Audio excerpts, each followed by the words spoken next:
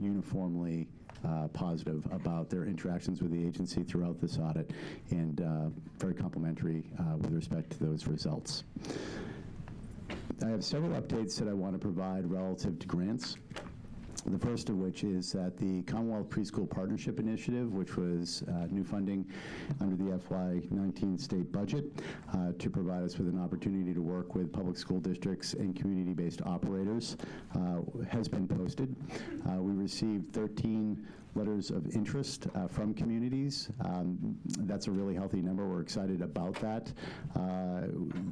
It was a Q&A that was developed, so we received a substantial number of questions. That Q&A has actually been released to the field. The deadline for that grant is January 4th, and it's not a requirement to submit a letter of interest, but obviously that's a nice indication that there's an appetite out there among communities to work with the department within these funds. So we look forward to providing you with more information about the CPPI initiative after we get those responses back in early January. The second grant that I wanted to provide you with an update on is the Career Pathways Grant. That is, in fact, the funding that I referenced earlier to support our workforce activities with the community colleges as a hub of our networks. Again, there's been very strong interest from the community colleges. We anticipate issuing 14 awards under this grant. A Q&A has been developed, and if it wasn't released yesterday, it is likely to be released today or tomorrow. The deadline for that grant is January 18th, and again, we look forward to providing you with updates as that work advances. And then the final grant update is just an FYI. I had mentioned at the last board meeting that the Executive Office of Education had submitted an application for a preschool development grant. I had loosely indicated to you that we expected to get the results back by the end of this month. That is true. The date actually is January 17th that they've indicated, so we think on or around the 17th of this month we should be getting notification. Undersecretary Reale worked closely with her team and with this department and a number of other state agencies in putting that together. So we're looking forward to getting those results, keeping our fingers crossed over the next couple of weeks. And then moving on from grants, I wanted to note that the department did post what is known as a due diligence notice. We came to you last spring and we provided you with information about a proposal that we had received from New Profit. This was an opportunity for the department to work to develop coaching infrastructure under what New Profit had termed was a early childhood support organization model. It's one that we think has considerable potential and is well worth exploring. We ultimately resolved that the best way for us to move forward to try to effectuate a more formal relationship so that we could work through the final details was through this due diligence notice. We received one response to this due diligence notice. Not surprisingly, it was from New Profit, and that closed. So we are now in the course of negotiating with them around their proposal. And again, we have a lot of details to work out with them, but we look forward to sharing it with this board as that work advances. We do think that there's a real opportunity here for us to think about our supports for programs, particularly in their operation within and advancement within the QRIS, and that this network has a great deal of potential for us. So we'll continue to work on that, and as I said, we'll be making that work transparent to the board, discussing it with you as we get to decision points, and we're very happy, frankly, that we're able to get to this period of time in which the work now can be sort of more public and our work with New Profit can be more formal than it has been over the course of the last year. That, Madam Chair, concludes my updates, and I'm happy to answer any questions related to those updates or any other questions you might have on any topics that I didn't cover in my report.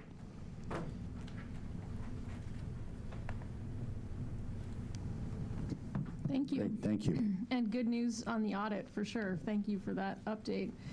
We'll turn now to comments from the public. We have several folks signed up. Just a reminder that we aim for about 3 minutes. We'll start with Aditi Subramanian from the Family Nurturing Center with Sharon McDonald from MADCA on deck. Welcome.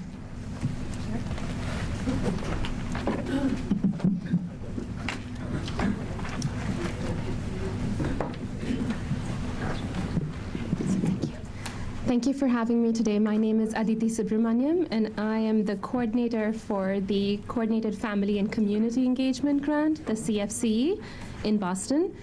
In Boston, we're called the Boston Family Engagement Network, and I work at the Family Nurturing Center, which is a fiscal lead for the CFCE grant in Boston. We partner with families of young children from 0 to 8 and community stakeholders to really promote all children's learning, healthy development, and school readiness, and potential success for school, starting really from birth. Keeping families and community at the core has really been our motto and is central to this two-generational approach of families and young children. So in Boston, we're unique because our CFC we're the largest funded CFC program, and we have 9 subcontracting agencies that we work with to really continue to support unique neighborhood needs across 9 neighborhoods in the city of Boston. So we're doing this working alongside parent leaders and parent partners through the CFC grant, who are, according to me and our advisory board, really know the heart and soul of their neighborhoods. So we are in 9 neighborhoods across the city, and our work looks like welcome baby visits, providing referrals, comprehensive services, being able to do child developmental screenings, so the ages and stages questionnaire from a promotion and prevention perspective, and really working towards parent education and literacy-focused and family engagement activities. This past year in FY18, I'm really happy to report that we had 360 families in the city of Boston receive welcome baby visits. We had 543 ages and stages questionnaires completed to really support parents as their child's first teacher. And we had 3,700 children participate in parent-child playgroups. So these are playgroups really focused on building capacity for parents to continue to do the work with their children.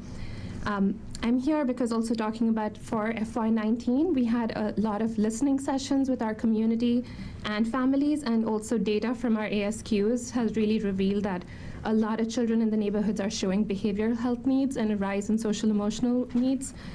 So as a response, we are really increasing our promotion activities in social emotional development, so not necessarily intervention, but being able to really respond with increasing families' capacity for behavior, social emotional activities that they could do readily in their home with the kids, and really focusing on this two-generational approach. So the CFC work focuses on families as being the relational factor, protective factor for children. I'm also happy to report that in addition to CFC funding, this is the first time we're actively collaborating with Boston Children's Hospital and through their 0 to 5 Child Health Development Initiative to continue to scaffold parent leadership work for the CFCE. And we're also representing Boston with the National EC-Link work that is a part of the Center for Study and Social Policy. So I was at a kindergarten readiness event last week, like 5 days ago, and I heard about it's not about the numbers and the letters, but it's about creating a disposition for learning for our children. And it got me thinking, what is that disposition? It's being able to really look at supporting families as their child's first teacher and advocate. And so for us as CFCs across the state, and definitely I can speak for Boston, is we really want to create networks of support for our families so that families don't feel like they're entering any wrong door, that they're able to get support wherever they're at. And so it's critical that we engage families as early as possible, I would say prenatally, but 0 to definitely as soon as they're born. And working with our parent partners has been really unique for us in Boston as a way to really engage with families across different diverse needs that are coming up every day. That's all. Thank you for having me here. Thank you. That was great. Wonderful. Oh, Joni, go ahead. Thank you. Because I'm also a CFCE coordinator, so I'm quite impressed. Thank you. Lead the way for all of us. I'm wondering, when you talk about kindergarten readiness, I mean, I grapple with this, and this is a goal of the department, is to best prepare and get kids ready, families and kids ready. Oh, God, I hate this. Thank you. Can you hear me? For kindergarten. And I'm wondering what the collaboration in Boston is between CFCE and community organizations, bless you, and the public school. Are there Yes, specifics? thank you. So As most of you know, the CFC in Boston moved from the Boston Public School System to the Family Nurturing Center, which is a community organization. We have continued active collaboration with the Boston Public School System, where we have BPS, Early Childhood Countdown to Kindergarten folks on our council team, on our steering committee, and I'm also part of the Universal Pre-K advisory team to be able to make sure that CFC is really actively represented.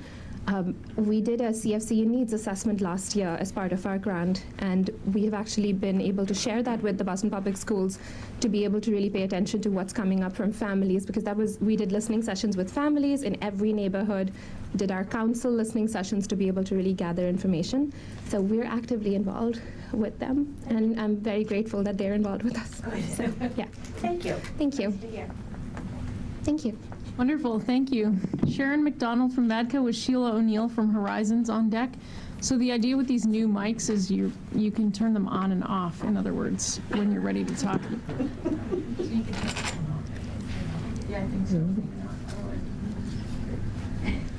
Good afternoon. My name is Sharon Felicia McDonald, and I have two hats today. As general, usual, I work with MADCA as the Director of Member Services, and I also work at the Guild of St. Agnes Child Care Agency in Worcester as the Director of Programs.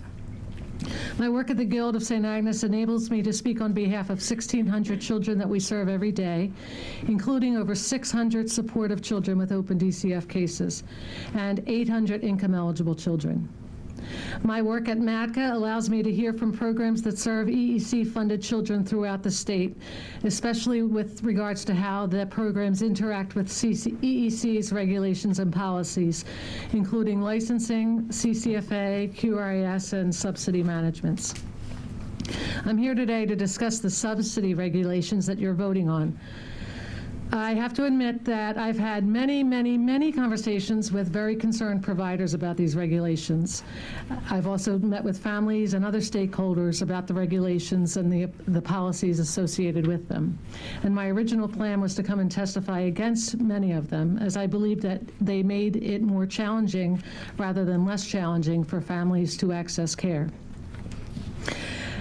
However, having worked very closely with the administration and staff at EEC on many projects, including CCFA and QRIS and UPK and all sorts of other alphabet things, and having many meetings in this room, I have generally found that EEC is open and welcome to open, constructive collaboration on such occasions, and was really, frankly, very surprised that this was not the case with regard to the fiscal regulations and the policies.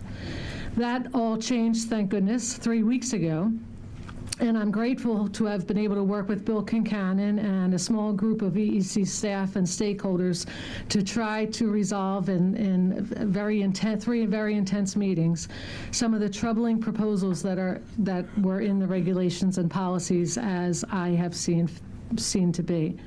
I believe that the resulting regulatory changes, which are being presented today, will do a much better job at making child care services more accessible to families and children as the CCDBG funding requires.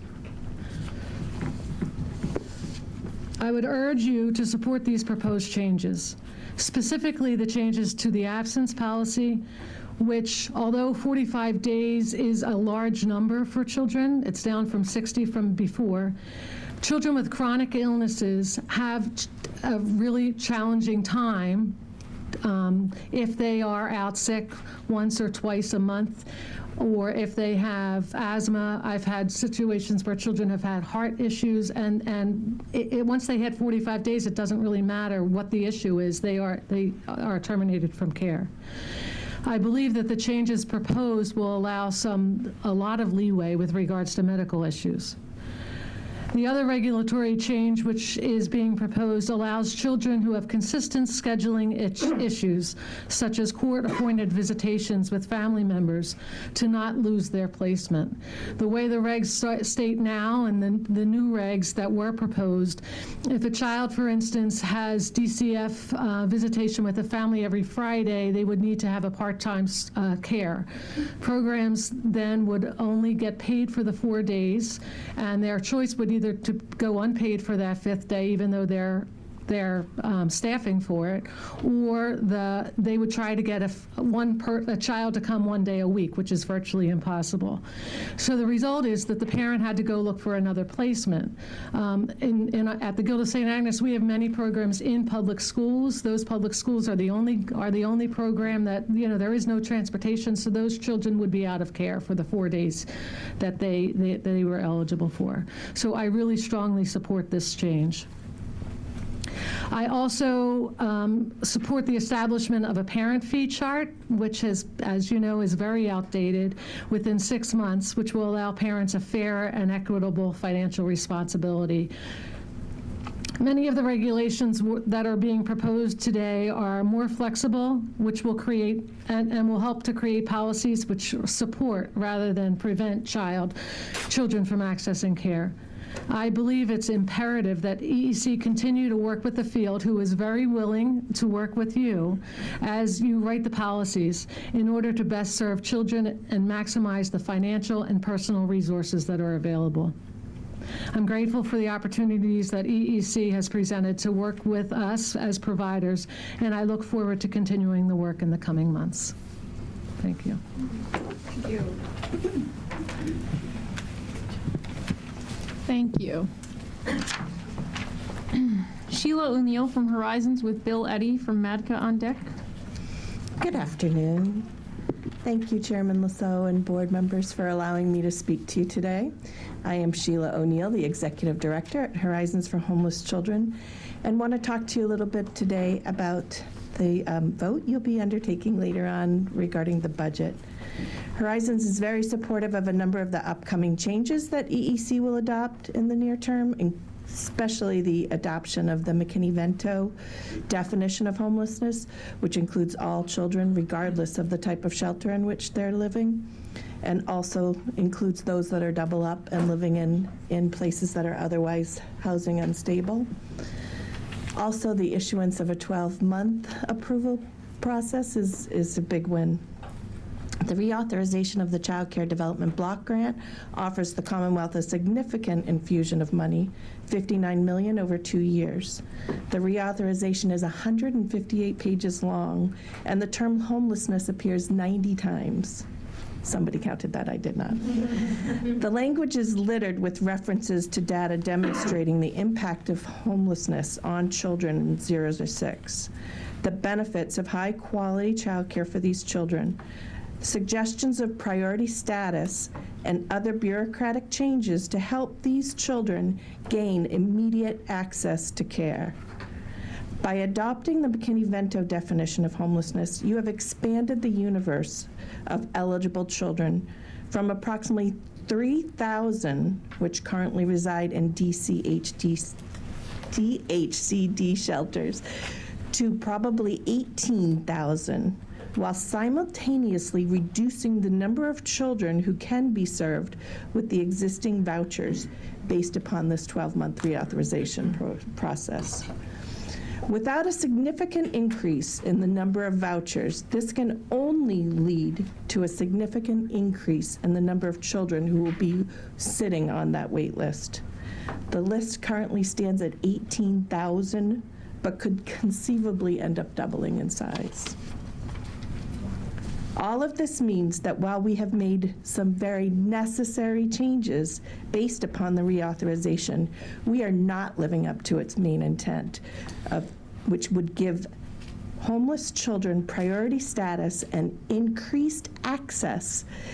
We were reflecting this morning, and I believe a brilliant woman sitting at this table talked about the trilemma, and that you cannot increase quality and the workforce without increasing access. It's a very important part of the process. For good reason, this board has prioritized rate increases over the past 5 years. We really appreciate that in the field. It's had a tremendous impact on the work we do. I believe these were wise and saved the child care sector from collapse. I would ask the board not to be forced to choose either rate increases or access. We must bolster the sector through workforce development incentives and rate increases. We must also expand the number of vouchers to providers. These two concepts are linked by market forces. I know there is still much work to be done on rates, but there is just as much work to be done on access with a wait list that could grow from 18,000 to over 30,000. The average length of stay in a shelter is 18 months in Boston and over a year in most other places in Massachusetts. For a child in critical brain development years to spend that year in a shelter, in a room the size of this the area that we're sitting in right now, could mean a huge impact on their long-term development. We also heard from the district attorney of Plymouth County this morning talking about the long-term impact he sees on early childhood education, and a very young and brilliant state representative, whose name I'm going to mess up, but spoke about how he grew up with 3 very close cousins, all grew up with very similar living conditions. He went to a preschool experience his cousins haven't, and have all been involved in the justice system, and he really attributes that to his preschool education. Eligibility without access is meaningless for a homeless child. It's akin to be given a golden ticket out of a bad situation, but the train is never going to pick them up.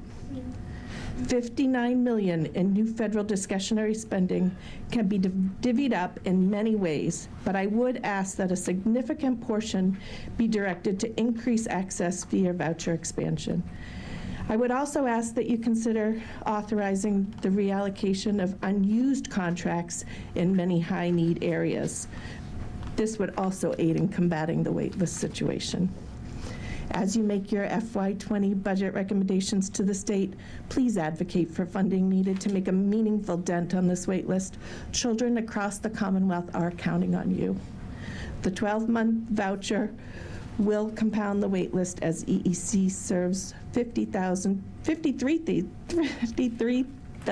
children daily, but 90,000 unique children over a year. Thank you so much. Kate Barand, our CEO, couldn't be here today, but she did ask me to share a letter with you all, so if you wouldn't mind. Can I ask you one question while you're circulating that letter? Where do you get your estimates on numbers? So the definition makes good sense, and it has made good sense to us as a board, I think, when we've had presentations about it. What I was wondering about is how you come up with those estimates of the increase in the numbers by virtue of using the definition. Yeah, so we use a few data sources. One of them is Sarah Slaughterback, who's the DESE. What's her? Yes, thank you. So she's been doing some actual counting at the school age level. Okay. We also use Kids Count to access some of that information as well. And that Kids Count data is national. Correct. But do they run estimates by state? Yes, they do. Okay. Okay. All right. Thanks. Thank you so much. Thank you very much.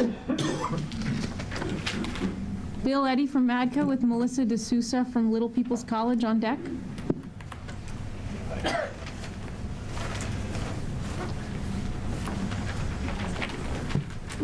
Good afternoon. Good to see all of you again.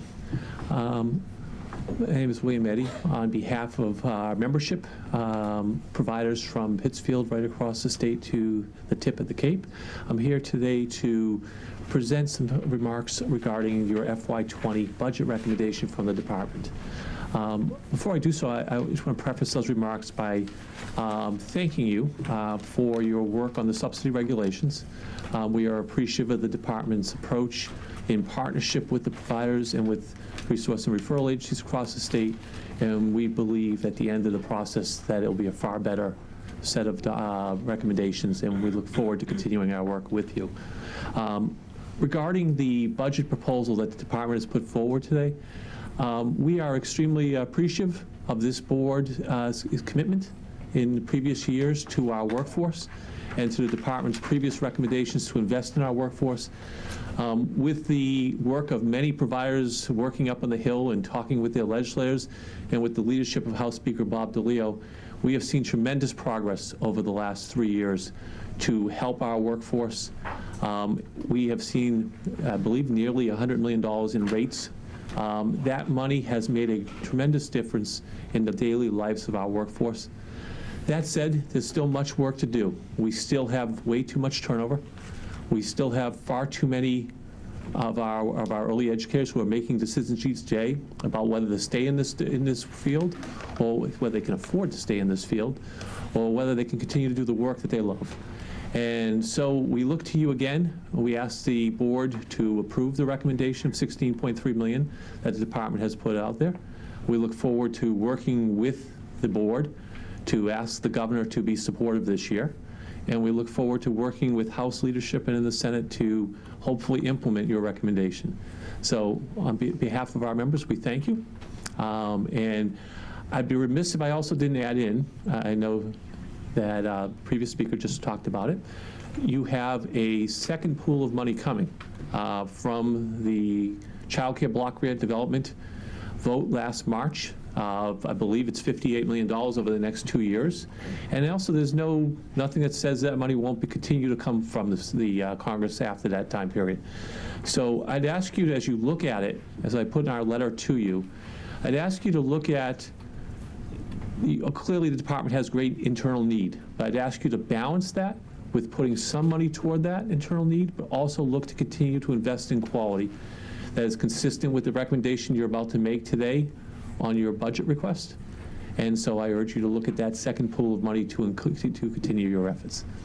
I appreciate your time, and on behalf of our membership, I wish each of you a wonderful holiday season. Thank you. Melissa D'Souza with Kim Dion, Pam Kiesler, and Kelly Gracella from the CCR&R's Sorry. Good afternoon. I'm not like Bill, I have a cheat sheet. So my name is Melissa D'Souza, and I am here from Little People's College, where we serve children in center-based and out-of-school time programming from Greater New Bedford all the way down to Wareham, the Wareham area. We do have children who are in subsidized care, the contracted slots, DCF at-risk families, we serve those as well as teen parents. And I'm here today to encourage your support of the changes to the proposed subsidy regulations, or the proposed changes to the subsidy regulations. I would like to acknowledge and applaud the efforts of the EEC staff, administration led by Bill Concannon and his team, who I know have worked arduously through the public comments and everything that we provided to them. I also appreciated the opportunity that was extended to us to work together with them, to serve as the voice of families, to represent the potential challenges that they would have faced had we not worked through some of those regulations. And I do feel that we did all work together to come up with better solutions that are going to best support the children and families that we all serve. As an example, and Sharon gave you 3 really good ones, and I won't reiterate those, but I will also point out there was the opportunity to one of the proposed changes is to allow families who are eligible for part-time care, who they have that full-time job waiting in the wings, and in the past they were never able to collect full-time documentation because they didn't have anyone to watch their children. And so now they've proposed to allow 12 weeks, a 12-week provisional, to allow them the time to access the care, to gather that documentation so that they can have the full-time care. And I can tell you, speaking from the front lines, that's going to help a lot of families that we serve just in my agency alone. To be frank, I will tell you that these felt like really good meetings. Walked away energized, motivated, really feeling like we were doing good things for families. I felt listened to. I felt that everyone listened to understand, and then we worked within the scope that was given to us to find the solutions. I just think the end result is going to be what's best for those children and families. I do look forward to our continued collaboration because I do feel that it was really successful. So If I was talking to Siri, I'd say, "Thank you!" exclamation point, smiling face with squinting eyes, because that's how I do all my documentation. Thank you. Well, thank you for participating. You're welcome. Let me get this right. Kim Dion, Pam Keechler, and Kelly Graseffa from the CCR&Rs. Sorry, Is my that wrong handwriting's not so again? great. His name is my husband.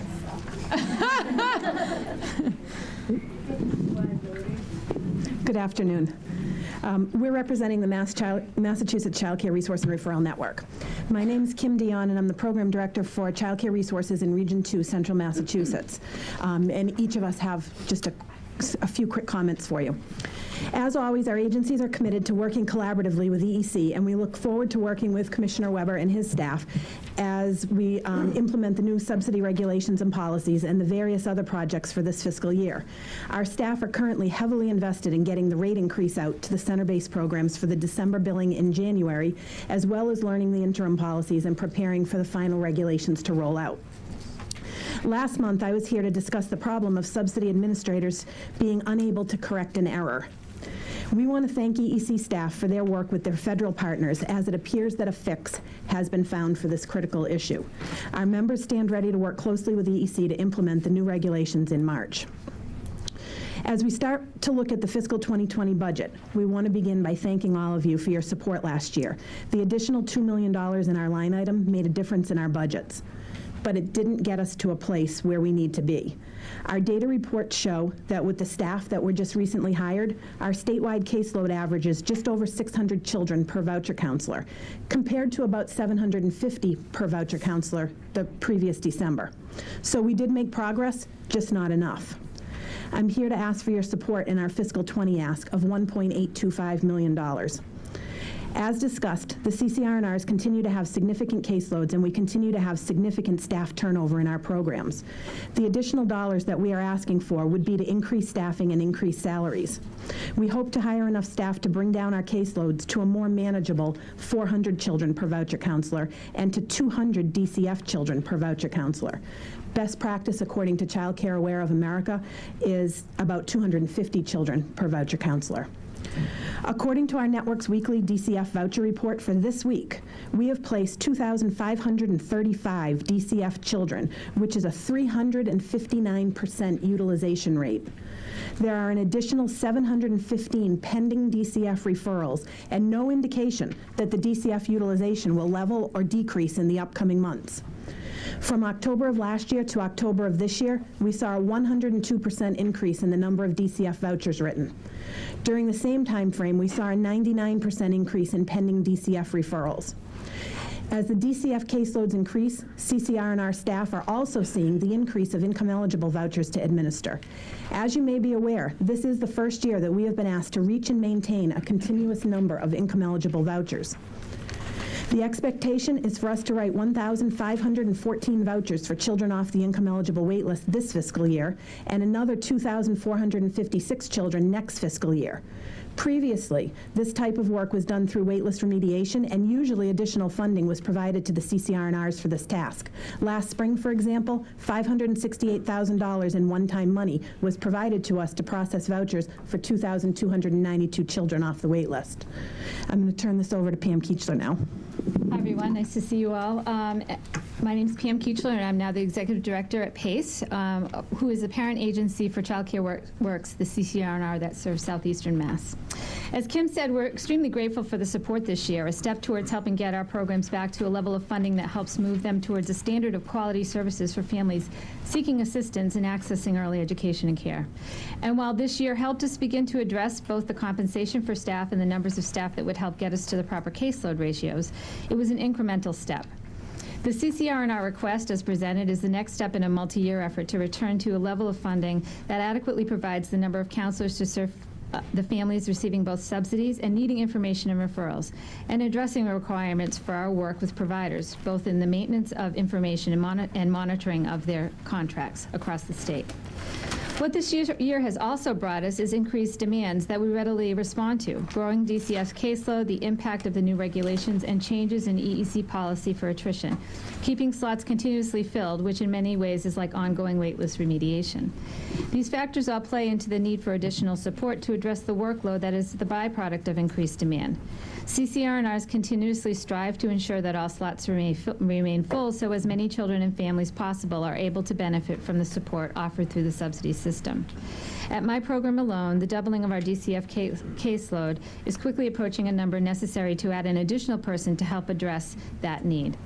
And while the additional funds were tremendously helpful in adding staff and applying more competitive salaries, it did not keep up with the increase in the caseload we've experienced, leaving us still far above the desired caseload number. Our desire is to provide the best quality services possible, and our request is designed to work towards that goal across the network. While we realize there are many needs across the early education and care system, we also recognize that almost 90% of the funds that support our field are federal, and Massachusetts has received a significant infusion of funds thanks to the impact of the CCDF reauthorization and the appropriations that went along with it. We applaud the recognition that investing in our children reaps significant benefits long term. CCR&Rs play an important role in supporting children and families' efforts to take advantage and gain access to participation in the high-quality early education and care system that the Commonwealth offers. The opportunity is in front of us to shore up this part of the system and provide the levels necessary for CCR&Rs to offer the high-quality services that our families deserve and the level of oversight that EEC is expecting in our continuous work with providers. I'll now turn it over to Kelly Crisapa. There you go.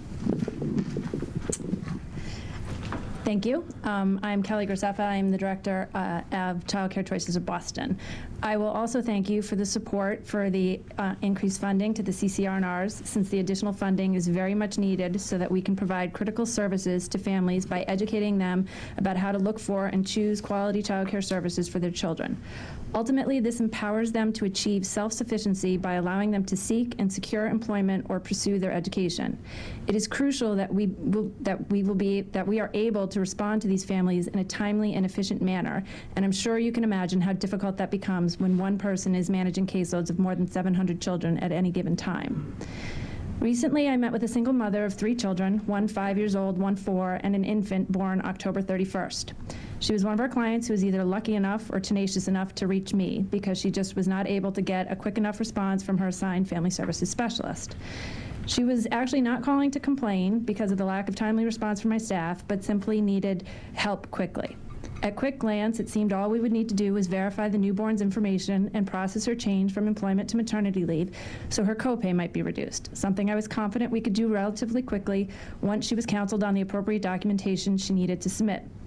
As it turned out, she needed not only to change to maternity leave, but she was also planning to return to work as quickly as within 3 weeks of the birth of the baby so as not to lose an opportunity for a better paying position with the same employer. This, of course, added more layers to the process and required time and focus that my staff simply can't carve out without letting other cases suffer. I've also found myself working with grandparents who are suddenly the primary caregivers to their young grandchildren and are desperate for help navigating the system and simply don't know what steps they are supposed to take. I've been working with a couple in their 70s who lost their daughter to an overdose and suddenly became responsible for 3 children, one of whom was in preschool using a voucher. It was in great part due to the persistency of the director at the program who reached out to my staff in order to get the guidance needed so the voucher would not be lost and the child could continue at the program without interruption or financial burden to the grandparents. I'm also helping to oversee the management of the DCF caseload at CCCB, and ultimately these families require even more immediate and close attention due to the complex nature of the cases being referred and the sensitive nature of events that lead to DCF involvement. Oftentimes, the consistency and security of a quality child care program is crucial to the child's well-being. We can't afford to let these caseloads grow any larger without additional resources to ensure they get the focus and support they require. For working parents and those pursuing education or training, child care is a critically important factor in their ability to earn a living for their family. The CCDBG reauthorization was all about making things easier for parents, and the CCR&Rs are the important link between the system, families, and providers, and making it all connect so children can thrive and parents can succeed. We continue to ask for your support by including increased funding in the budget for our agencies so that staff are able to balance the needs of all families and support them in the timely and responsive manner that they deserve. Thank you. Thank you. Haley Yaffe from the Greater Boston Y.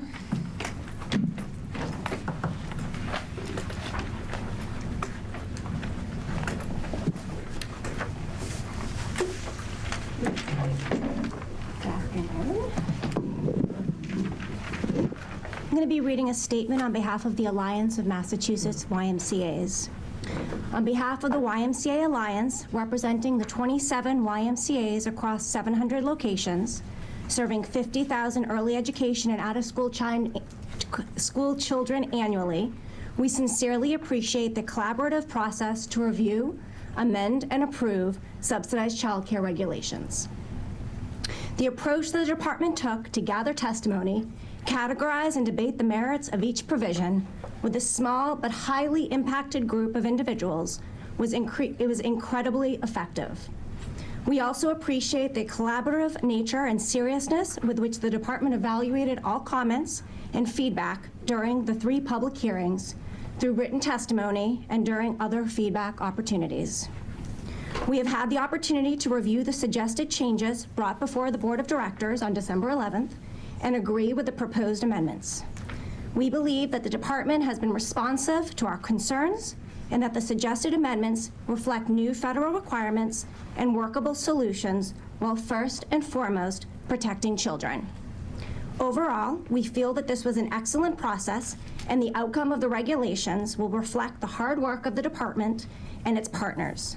We hope to have the opportunity to engage in this process again in the future. Thank you for your time and thoughtful consideration throughout this important process. Thank you.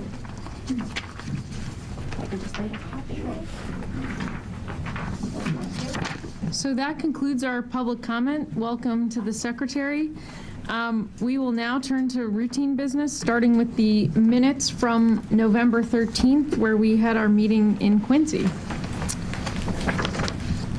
I did not have any edits. Did anyone have any corrections or edits to the minutes for November 13th? All right, so make the motion to approve the minutes of November 13th from as is. So moved. All in favor? Aye. Thank you.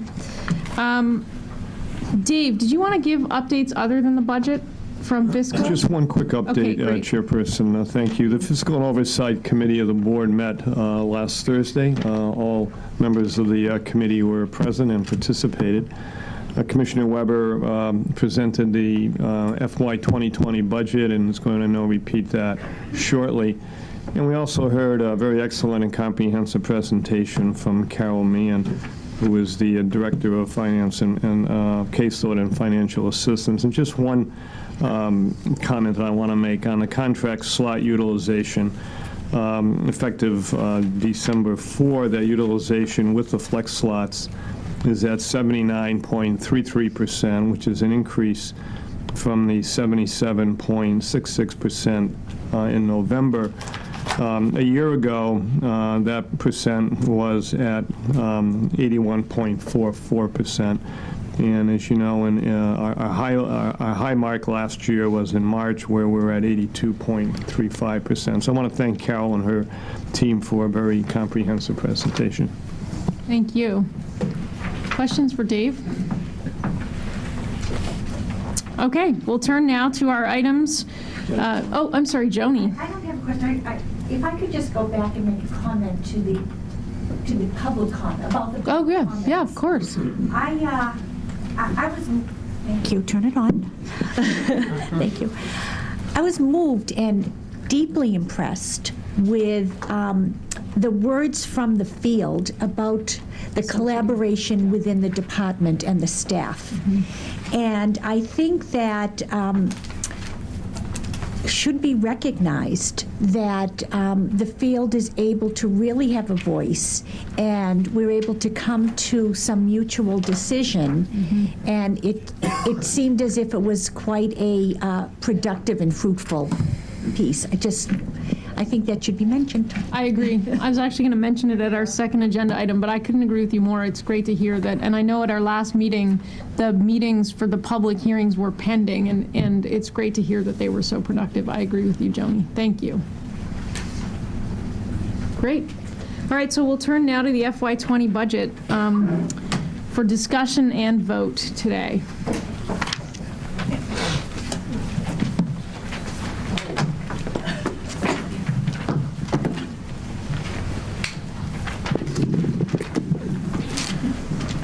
Good afternoon, I'm Tom Weber.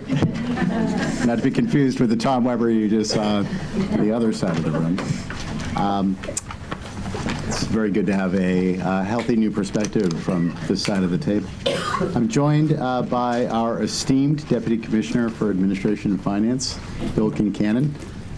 As you bring forward your difficult questions, Bill is here to field them. And we look forward to providing you with this recommendation from the department for your consideration and perhaps later vote for its delivery to our Secretary, Jim Pizer. As is frequently the case, I'm here only to look pretty. And it's okay. You will be deprived of, as you all know, Bill likes to usually frame this with some kind of a narrative. We're going to dispense of that and get right to the It's like presentation. Scrooge set in for the holidays. As was noted in the report out for the fiscal committee, we delivered this presentation to the fiscal committee last Thursday for some input prior to its presentation to the full board today. The goals of this presentation are to present the department's FY20 budget recommendation. It's designed to provide the capacity that this agency believes that it needs in order to meet the expanded responsibilities of the Child Care Development Block Grant, and simultaneously to advance program quality in order to improve children's readiness to learn and succeed, both in school and in life. We're looking to receive your approval at the end of this presentation by way of a vote for its submission to the Secretary. In order to provide you with what we believe is the information necessary to inform this discussion, we've presented or will present this agenda. First, we're going to look at the fiscal outlook for FY20. We're going to provide you with the framework that we utilized for this recommendation. We're then going to turn to the FY20 maintenance needs for this agency. Then we'll turn to the composition of our budget recommendation. Then we're going to give you a quick summary before we look ahead to several items that we thought were worth noting, even though they're not within our recommendation to you. They're important areas of work that we want to make sure remain on your radar. And then there'll be a discussion and a vote.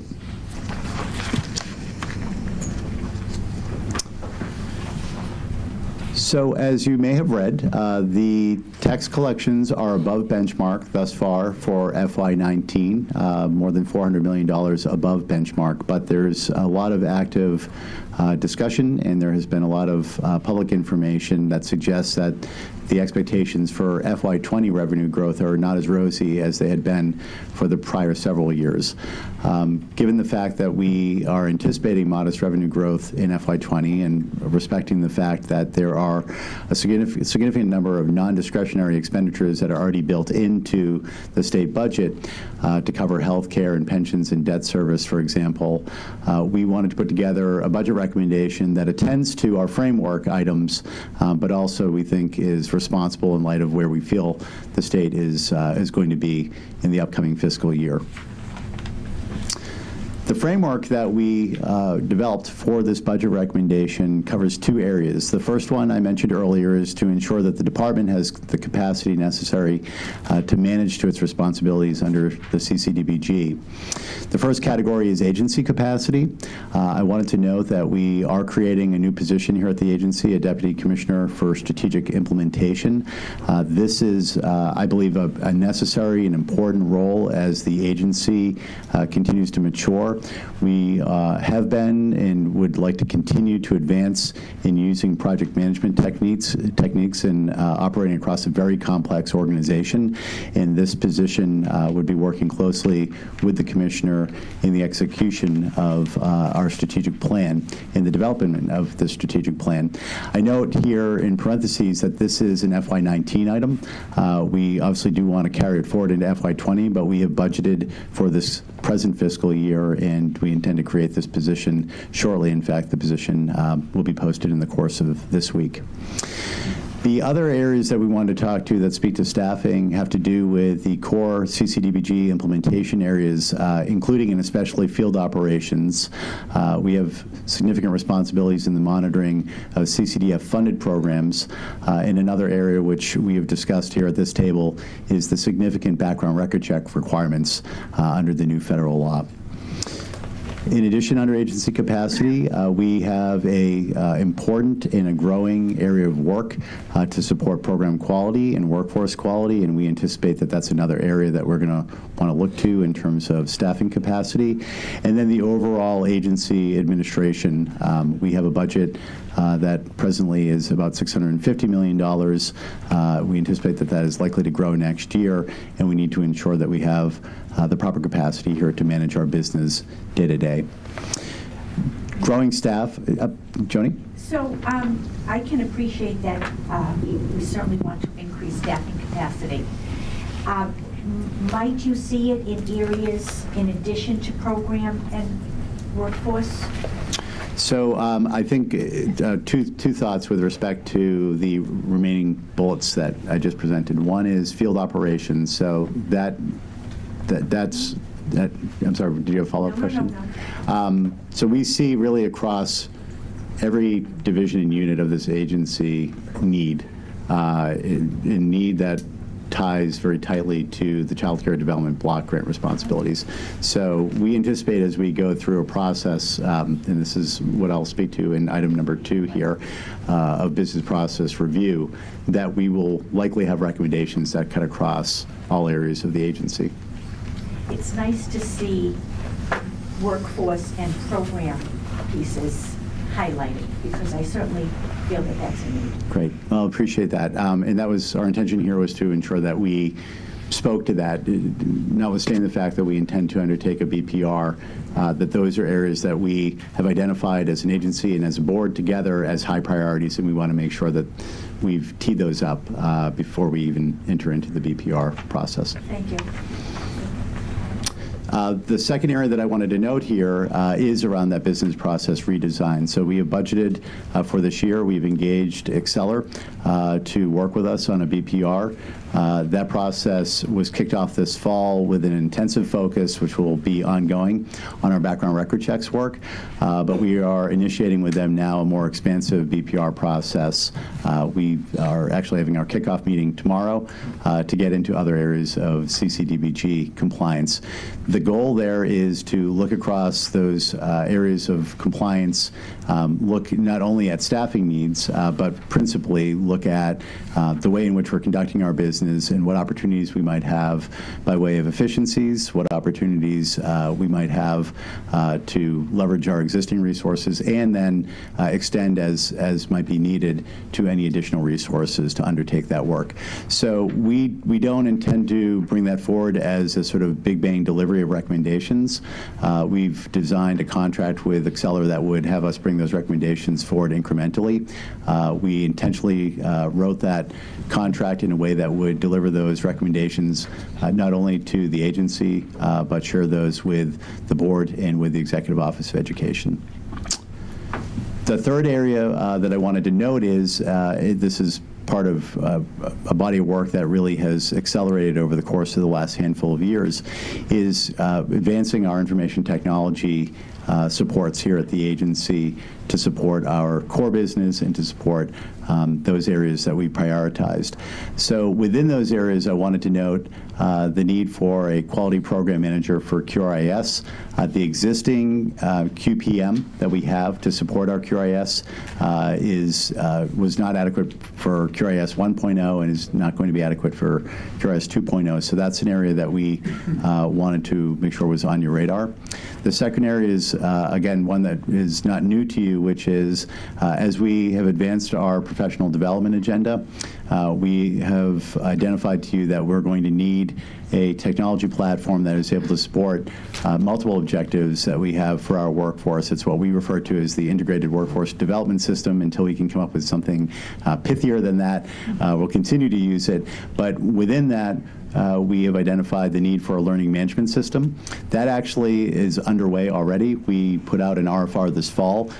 We are at the final stages of identifying the vendor who we want to work with on that LMS. We're excited we're going to be able to stand that up in the course of FY19 and begin to deliver within that system in the course of FY19. The other areas that we wanted to note are our existing teacher qualifications system, our professional qualifications registry, and the professional development calendar are not going to be maintainable, and therefore we'd like to expand our workforce systems to be able to encompass that. We did design an RFR for the LMS that would give us a product that's extendable in a way that would get to these other core areas. So in some respects, the LMS procurement is foundational to the Integrated Workforce Development System. It wasn't intended to just procure one single product, but to give us the ability to maybe reach into these other areas as well. So that's exciting. The other area that we want to note is our ongoing work with the Background Record Checks Navigator. That's the new IT system to support both our state and federal mandates under background record checks. That system has been in development now for a year and a half, and we are leading to an expected delivery of that system in early 2019. And we have ongoing work to support the Licensing Education Analytics Database, our IT platform to manage our licensing work, as well as the Child Care Financial Assistance application, which is our system for processing our subsidy payments each day to approximately 53,000 children. Joni? Just another question, I'm sorry. Can you tell me where in this data collection is that we're collecting to hopefully eventually look at outcomes and effects? Yep. So actually the data capabilities of each of these systems is dramatically improved over what we had previously had. So each one of these systems is capturing data in much more useful ways. Making use of that is a different story. Simply having data is one thing, making use of data is another. That actually is an area of work that we engaged through a grant from the Boston Foundation and the Barr Foundation jointly. We brought in a data support analyst who has been effectively inventorying all of our data, and we're going to be moving from that work to a set of recommendations about how we might want to begin to utilize that data in a more effective way. Yeah. And that was grant funding that we secured in the course of FY18 on a 2-year cycle. Mm-hmm. So we're using that through this year as well.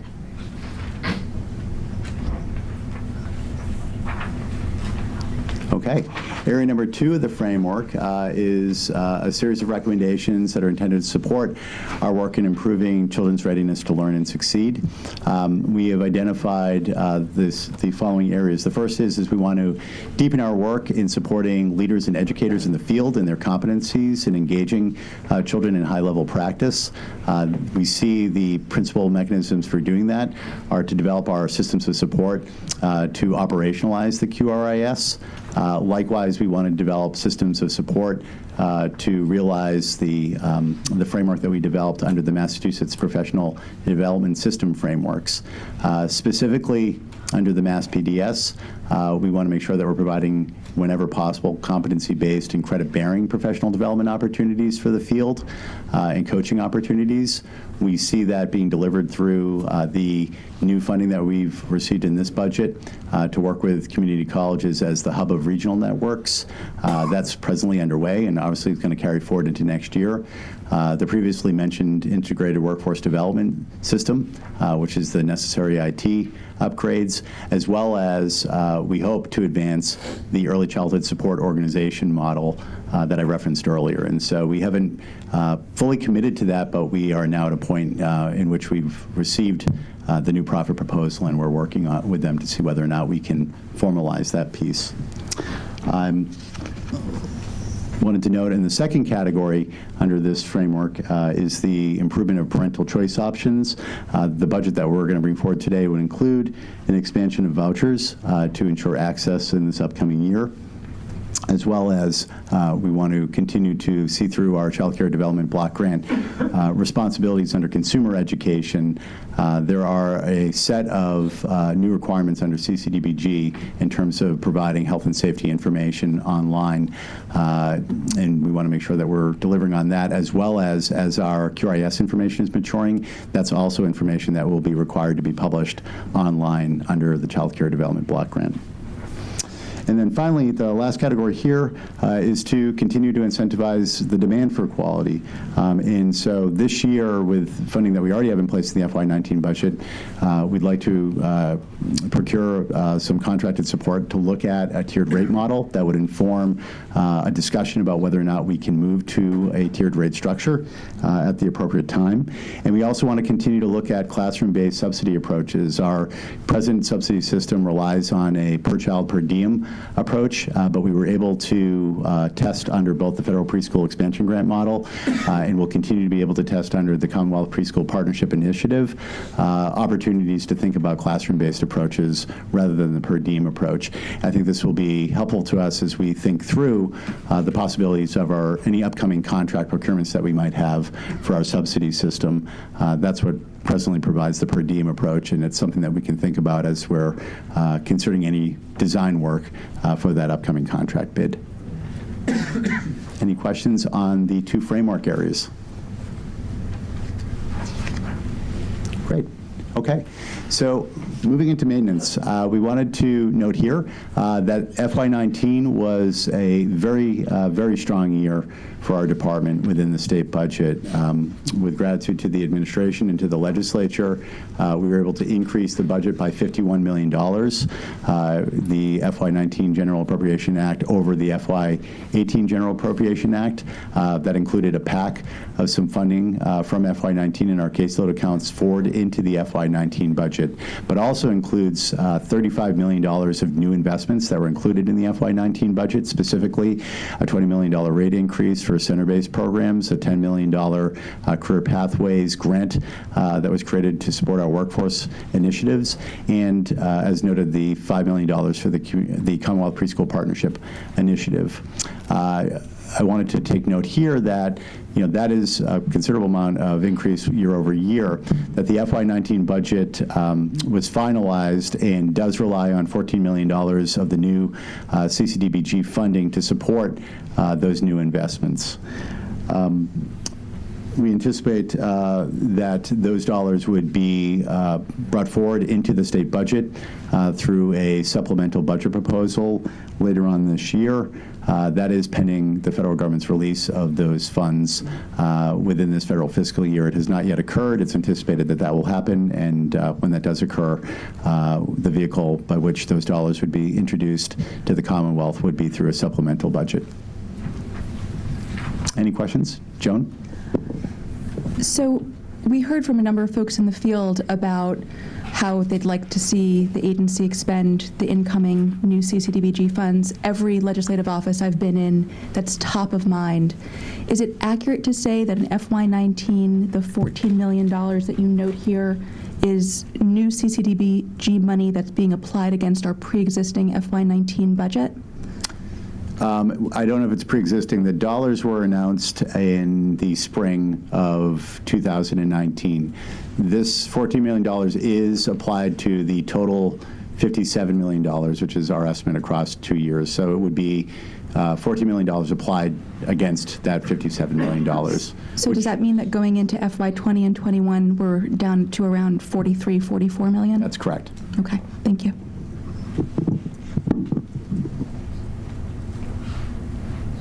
Any further questions on that portion of the maintenance budget?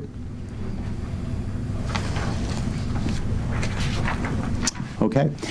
In order to maintain our existing services, which is effectively the definition of a maintenance budget, EEC estimates that we're going to require about $18.8 million of additional funding over the FY19 GAA.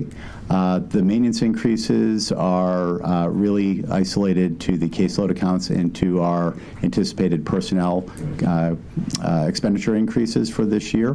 The caseload accounts, we wanted to note specifically that the DTA account makes up about $17.9 million of the FY20 maintenance increase, supportive DTA account rather.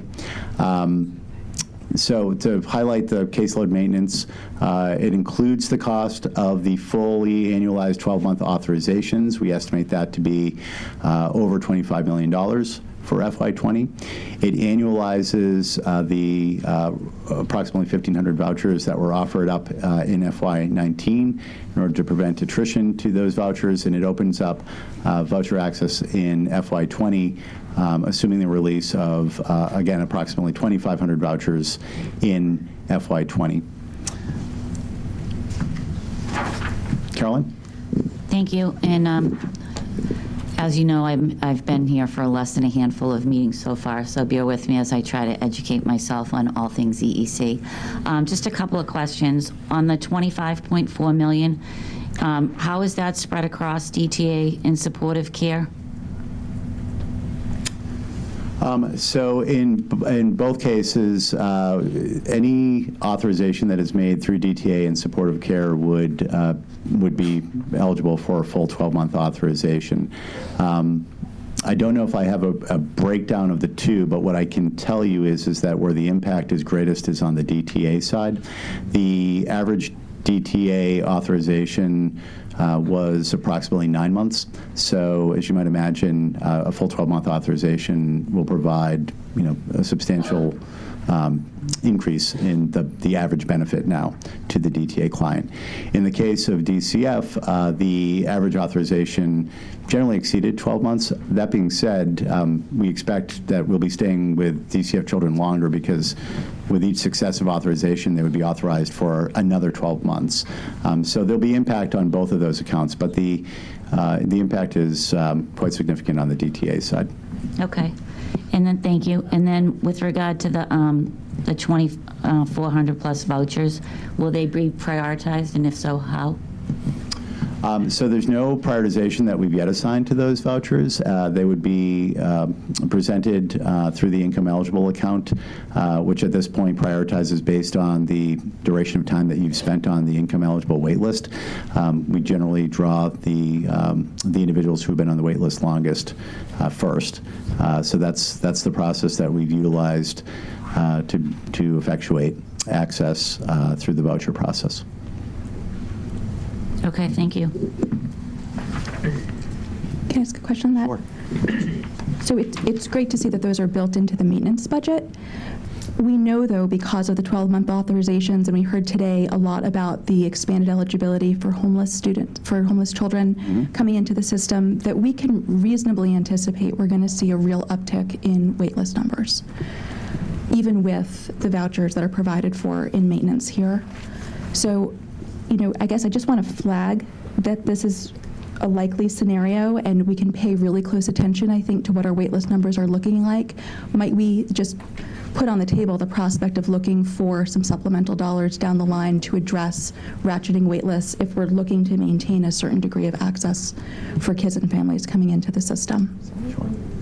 So we will continue to provide to the board monthly at the fiscal committee the caseload numbers, and certainly we'll be noting any changes that we see within the waitlist numbers. It was correctly cited in the course of the public comment that we presently serve about, or prior to the 12-month authorization implementation, about 90,000 unique children annually. We serve about 53,000 children daily. We expect that the number is going to decrease from 90,000 as we stay with those 53,000 children longer through the 12-month authorization period, which likely would lead to impacts on the wait list, as you just cited, Joan. So we can continue to share that information with the board and discuss with the board ways in which we can be responsive to that. So a couple thoughts on that as well, just to build from there. We may want to start to think about at what point, like what's the threshold for in terms of this uptick? At what point do we think about some kind of strategy? And we don't have to talk about that necessarily today. But the second is, were the numbers from Horizons for homeless consistent with your own internal, and we can talk about this in light of the subsidy reg discussion too, but this McKinney-Vento resulting in such an uptick, is that consistent with your calculations, Bill? Yeah, we've been preparing for that since we learned about McKinney-Vento. I think we can differ on the numbers, but the sense is that's going to expand exponentially the eligibility, and we're preparing for that as we look at our caseload projections. So you think you can mitigate, like, in other words, as in your notion of preparing is in what sense? Yeah, I don't think we can necessarily mitigate it, but to be aware of it and to be attentive to it, particularly as we look at the next caseload bid. Yeah. Because you know there is a homeless component right. in the supportive service piece, and we'll have to be very attentive to that and expand the definition to include that. Yeah. Okay. Thank you. So Dave, we'll just pay attention through fiscal as well on these numbers on the wait list. Thank you.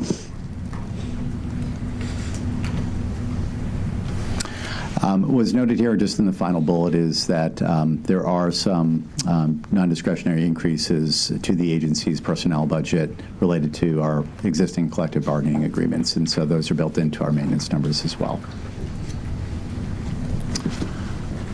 All of this is outlined here in this handy-dandy chart, which shows our FY19 total available funds, as well as where we see specifically the dollars for the FY20 maintenance increase. And you see the resulting figure of about $18.8 million of maintenance need that would bring us to a total budget for our maintenance of approximately $651 million for FY20 for maintenance. Any questions relative to maintenance?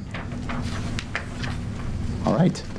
Then we're moving into the FY20 budget recommendations, and this, of course, builds off of the framework that I mentioned earlier, the two areas that motivated us in terms of bringing this recommendation forward.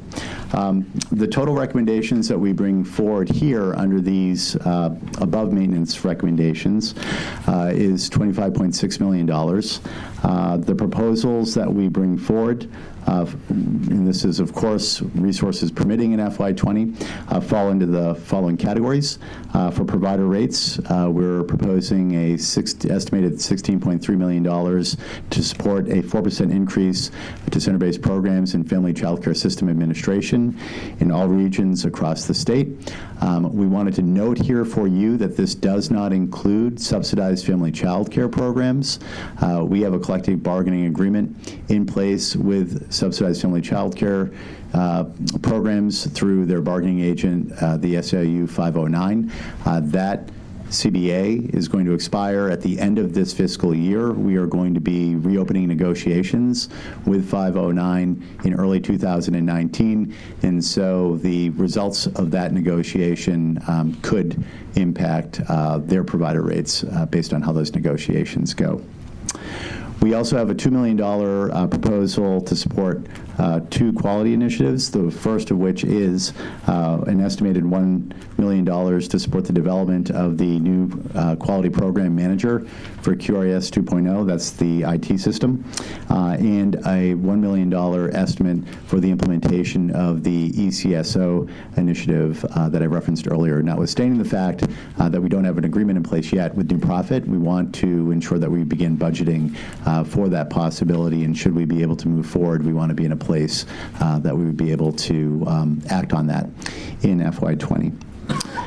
And I'm going to pause there and take a question from Joni. Thank you.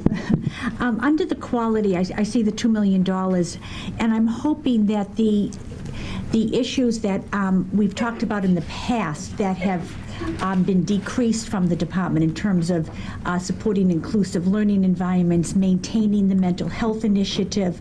I hope that those pieces will be embedded in some of this quality. I'm not reading between the lines. I don't see it between the lines yet, but I'm anticipating that it would be, yes? Yep. What I would cite it to is that I see that being surfaced in two areas. One is within our workforce agenda, so as we're thinking about the needs of supporting our workforce and what kinds of training supports they need. Clearly, as we heard through today's testimony, as we've heard through prior testimony, that's an area that I think we're going to want to look at and think about how we might make an investment to support trauma-informed care and additional supports for the field in those areas. So that's, I think, the principal vehicle. As you know, we also received a doubling in the FY19 budget in the early childhood mental health line item. In the maintenance budget that we proposed earlier would maintain that funding in FY20. Thank you. Sheila. Just to support Joni and her concern, I think as we think about enhancing the relationship between caregivers and children and talk about new initiatives, we also have to keep in mind, in order for that to be successful, attention to the social emotional issues of our children, because the extreme poverty that is in our centers really requires that. Thank you. Thank you. So the next category that I wanted to note is around agency capacity. We're currently holding an estimated $3 million additional dollars to support EEC staffing costs that are related to the Child Care Development Block Grant supports.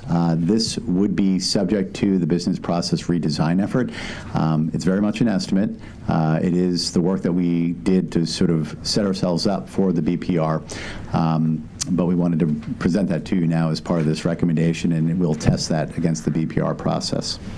And then finally, we are projecting a little over $4 million in IT costs related to some of the projects that we previously mentioned, and we'll get into that detail on subsequent slides. But all of this in combination aggregates to the $25.6 million that you'll see as our overall request above the maintenance. Commissioner, the IT for the QRS is not built into the systems line. In other words, the QRS 1 million seems to be in part tied to this program quality manager. That's right. As separate from the line on systems. That's correct. Okay. Yep. Thank you. Yep. It's a separate expenditure. Carolyn. And Carolyn. I was just going to ask, with regard to costs related to IT, those wouldn't be part of your IT capital spending request? We don't anticipate that we are going to be in line for any additional IT capital funding this year. The agency's actually been the beneficiary of a substantial amount of IT capital dollars over the last handful of years. Those are dollars that we've used in some cases in conjunction with other resources that we had, but in large measure relying on those capital dollars to build the LEAD system, to build the CCFA system, and to build the BRC Navigator. Each one of those systems has been funded primarily through capital funding. We work with the Secretariat on an annual basis to prioritize projects. We're not anticipating, based on other priority projects within the Secretariat, that FY20 will be a year in which we're likely to receive any significant new capital funds. We're already receiving some funding to see through those projects that I just mentioned. So we're not anticipating an increase to reach these projects. These, we think, are really prime candidates for either consideration in the FY20 budget or for one-time expenditures of CCDBG dollars. Within the CCDBG funding equation, we need to balance one-time expenditures with ongoing expenditures because while it may in fact be realized that these funds would carry out beyond the 2 fiscal years that they're presently being spoken to as being budgeted at the federal level, it's not clear that that's the case. So to answer, that was a very long-winded answer, Carolyn, to say, yes, we feel like we need to budget for these beyond just IT capital dollars. And Carolyn is referring to a process that the Executive Office of Technology and Security Services, TSS, oversees, along with A&F on an annual basis, working with secretariats to identify IT projects for capital funding that's available. And we've been a very active participant in that, and we've been, frankly, a pretty successful beneficiary of that. But this would be beyond that process. Thank you. Any further questions on that summary there of the recommendation? Okay. Okay, so specific to the rates, we just wanted to note here that since fiscal year 2016, the Commonwealth has increased rates by nearly $100 million. Obviously, that's been a big priority of this board and of the administration and of this agency. We did, however, just conclude the most recent market rate survey, and notwithstanding the progress that we've been able to make, we've found as a result of that market rate survey that we're below the 15th percentile of the market rate for nearly all program types across the Commonwealth. So this is a continuing issue that we want to be pleased about our progress, but also note that there is continued need. This is not unique to Massachusetts. It's also something that has surfaced through other market rate surveys that have been conducted nationwide. And so therefore, consistent with proposals that we've brought forward in recent years on behalf of this board, we're proposing a 4% increase in FY20 for center-based programs. Yes, Caroline? So this is sort of an issue with sort of need for workers across, health, human services, and childcare, and those types of fields. So can you just give us a little bit of a description on that $100 million that has been invested, how it was invested, and did it impact the direct salaries of workers? And as a follow-on, how is the $16.3 million going to be invested, and do you intend that to impact the direct salary of workers? Excellent questions. So the $100 million went out in an increase. So we effectively, let's just treat it as a one-time $100 million. We have calculated what that would represent across all of our subsidy payments as a percentage increase, and we've applied it in equal measure across those subsidy payments. We have done work in the past, not recently, but work in the past, that has shown that our rate increases generally result in about 80 to 85% of that is applied to compensation for the workforce, inclusive of administrators and educators and support staff within programs. So it's not targeted at any one of those categories, but it is intended to provide for support across all of the operations. So that's what we've relied upon in terms of our past research. We have not conducted any recent research relative to the most recent increases, but that I know that we've heard similar issues in human services where, where rates are increased, those rates don't necessarily make it down to the worker. And that's the concern, because we obviously need to recruit and retain the workforce and continue to grow it. And, increases, if they don't end up where they were, at least in part, expected to land, that's a concern. So the language in the budget does say that it needs to go for salary increases, and when we administer it, we underscore that language to programs that that's the case, and we have followed up with programs. As you might imagine, those working in the field, fortunately, are aware that this has been happening. So we have had some instances in which program staff have reached out to us to inquire as to whether or not it's been implemented with fidelity, and we followed up in those circumstances. Sheila. Tom, I will say that given the state of the market and the lack of available labor, it's almost, people are desperate, and I can't imagine they're not putting it into salaries because, people are closing rooms in child care centers and closing down child care centers. So I think the market kind of promotes the fact that they are following through as intended by the department. Yeah, I can't account for it 100%, but it certainly is a great persuader. Thank you. Any other questions on the rate proposal? No, the only other thing I'd say, Carolyn, but I think it's worth pushing on this, is our anecdotal data, public comment, out in the field at events, is certainly that it has made a difference in terms of keeping classrooms open and staffing folks. But it's true that it's hard to track in the way that it's designed, in part. Yeah. Great, thank you. As previously noted, there are two proposals under quality that we wanted to note that we're estimating a cost of $1 million each. The first would be for the procurement and configuration of a new QRIS program manager. That is $1 million. And the second would be for the support of the ECSO initiative. This would be for the development and implementation of early childhood support organizations.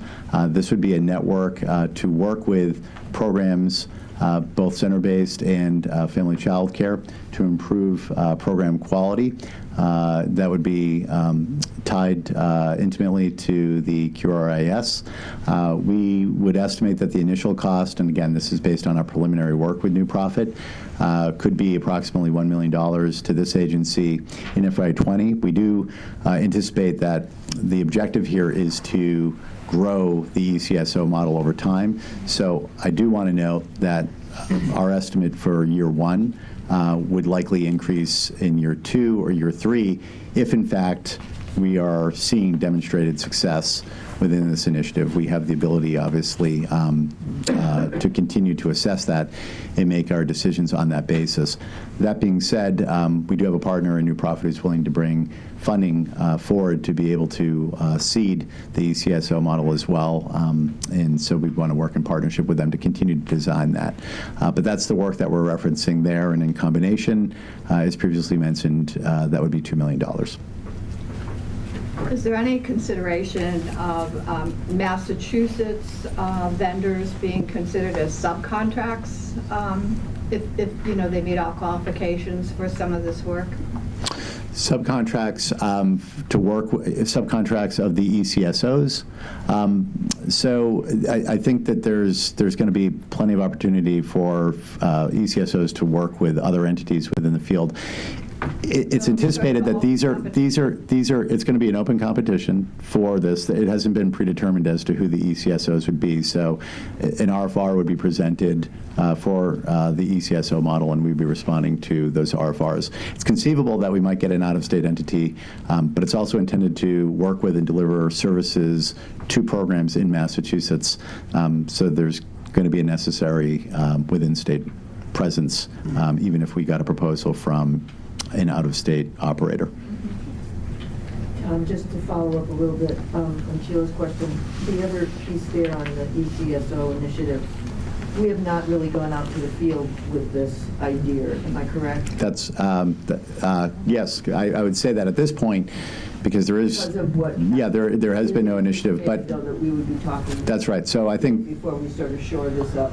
Among the items that we're discussing with New Profit now is how to assess demand for this before we go too far down that road. It's not a new topic. It's something that we've been discussing with them now for over a year. But I think both parties understand that there's going to be some needs assessment that's going to be required in order for us to be informed about the direction that we take this. And I would just add, I think demand is one of the questions. The other one is the model and delivery, and how, what does the structure look like, and how does it work, so that if in fact we move forward, providers actually can take advantage and take in the support, given everything else they have to deal with. Great. So thank you. Thank you.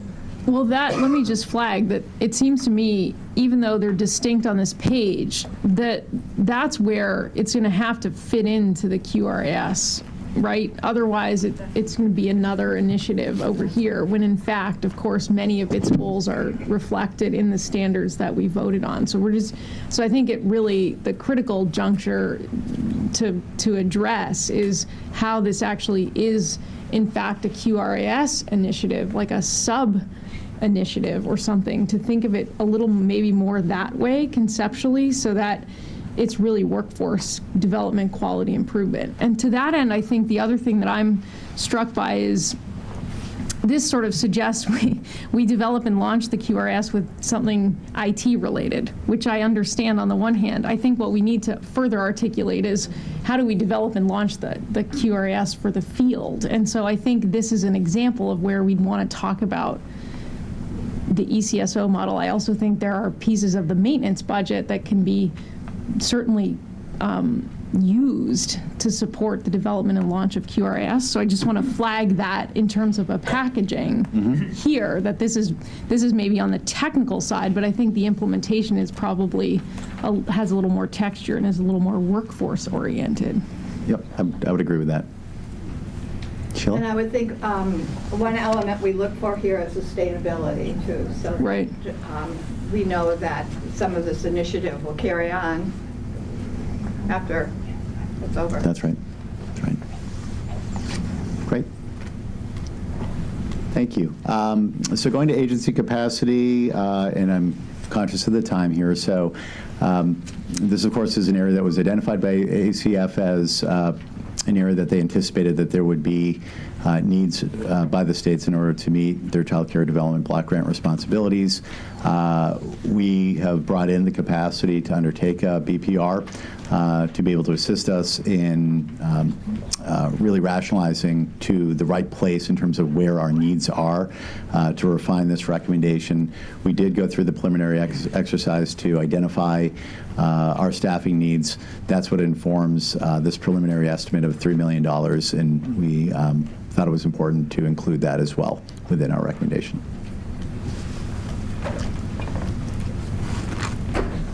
Any questions on that piece? Okay. IT systems, as is noted previously, there's the Integrated Workforce Development System.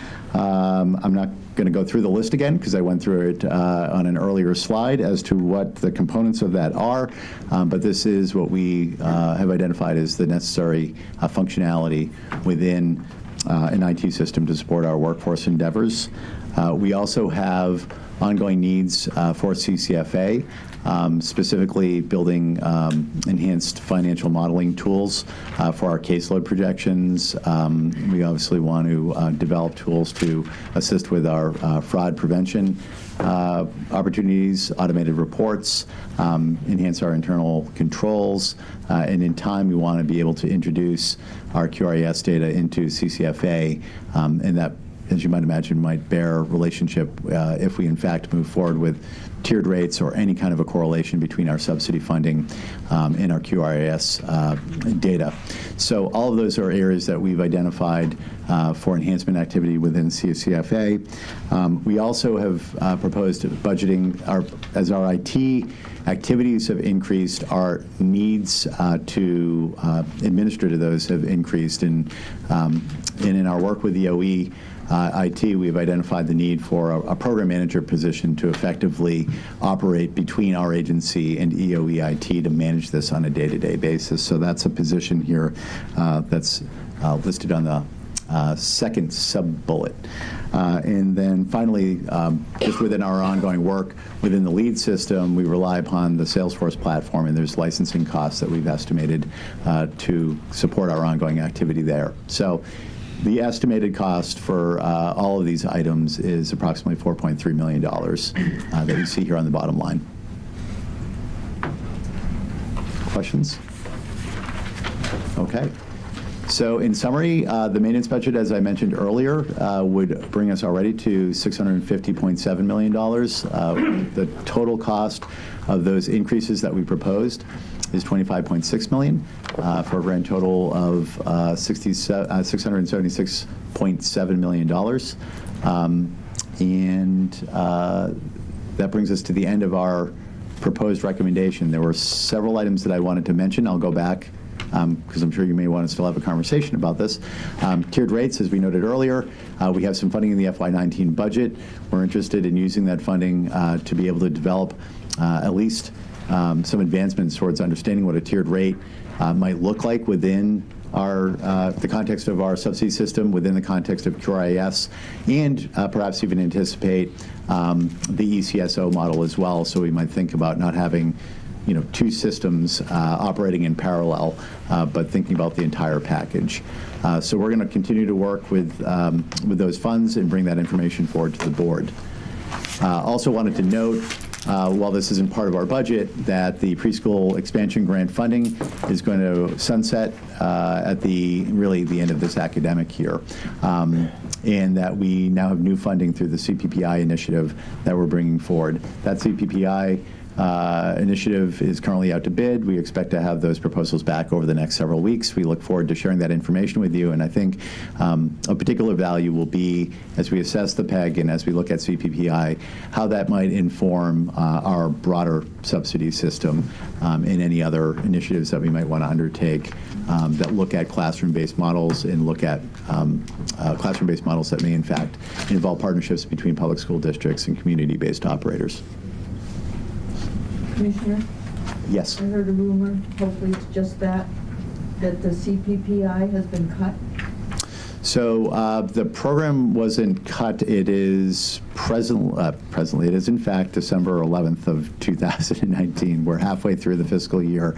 By the time the funds are released for utilization, what we're introducing is effectively a prorated amount for the remainder of this year. The intention is to continue to support that program, budget permitting, at the fully annualized cost for the following year.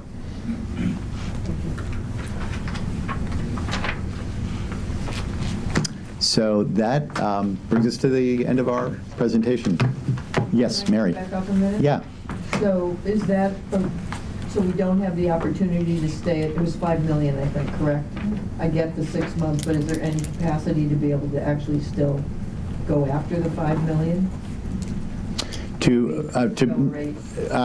Not within the context of FY19. There'll be a determination made in the course of the remainder of FY19 about whether or not those funds can be applied into FY20 or whether or not we'll have to make a decision based on where the budget is, but that's a possibility. We're not putting that full amount out for this year because we wouldn't be able to support that full amount. When you think if it's a 6-month program at $5 million, it becomes a $10 million program. I see. As a 12-month program. So because every cost in these proposals will be recurring. That's right, and it's typically this is specific to the first year of a new initiative, because in time, if in fact it becomes part of an ongoing work, we are generally then able to anticipate an equal amount of funding for the following year, and we can initiate services on July 1st, as opposed to having to stand up a new initiative in the middle of a fiscal year. Thank you.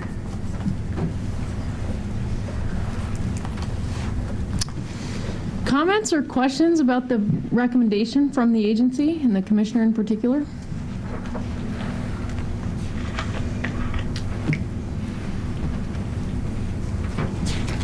I guess I would just want to say thank you. I think you put a lot of work into thinking about what, we always want more money. We want more than we've even proposed, I'm sure.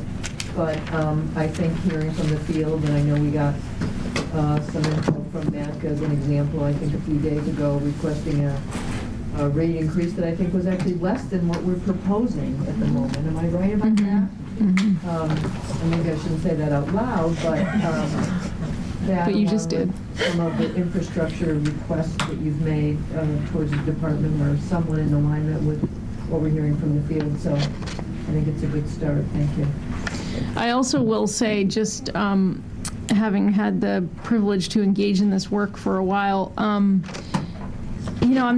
wouldn't have, 3 years ago, this budget, I would have maybe been questioning the sort of like IT agency capacity, but I can honestly say that these CCDBG, it feels to me like this is the time that if the agency is gonna make the pivot that we have continually been heading towards and talking about, which is, not just compliance, but also workforce development and sort of have that service-oriented nature. It seems to me there isn't really a clear way around this budget having a significant piece for agency capacity. So I just want to flag that personally, because it doesn't always feel immediately like the right thing to do with limited dollars in a field that needs dollars, but I do see this business redesign and some of this work around agency capacity and workforce, in particular on the IT side, makes good sense to me.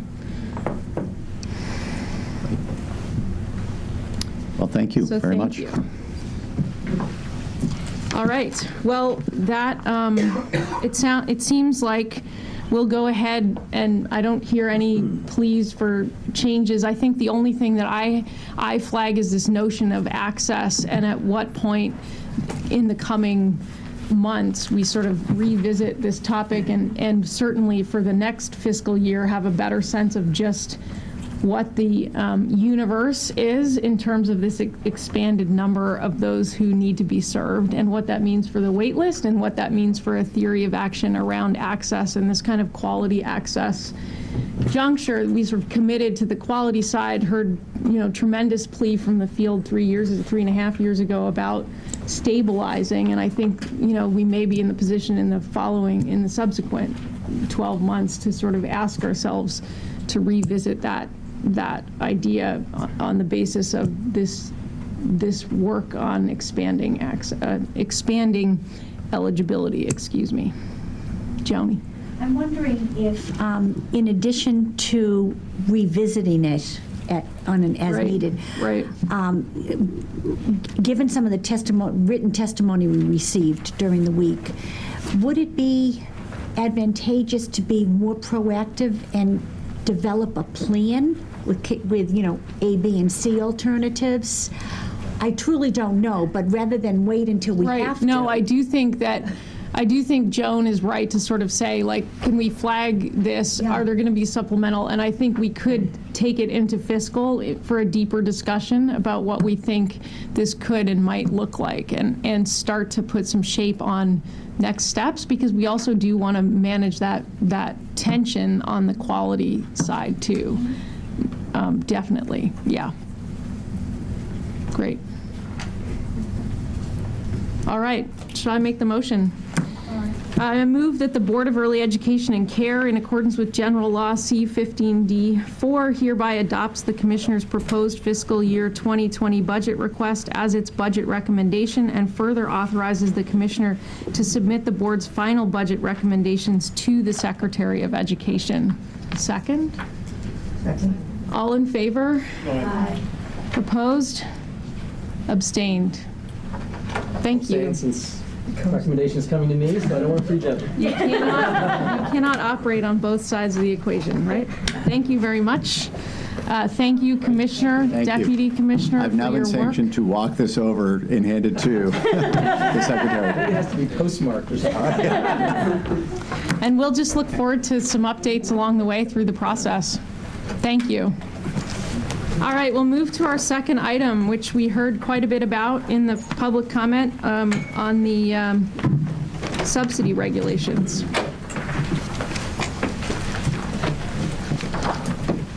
Tom and Carol, welcome. Thank you.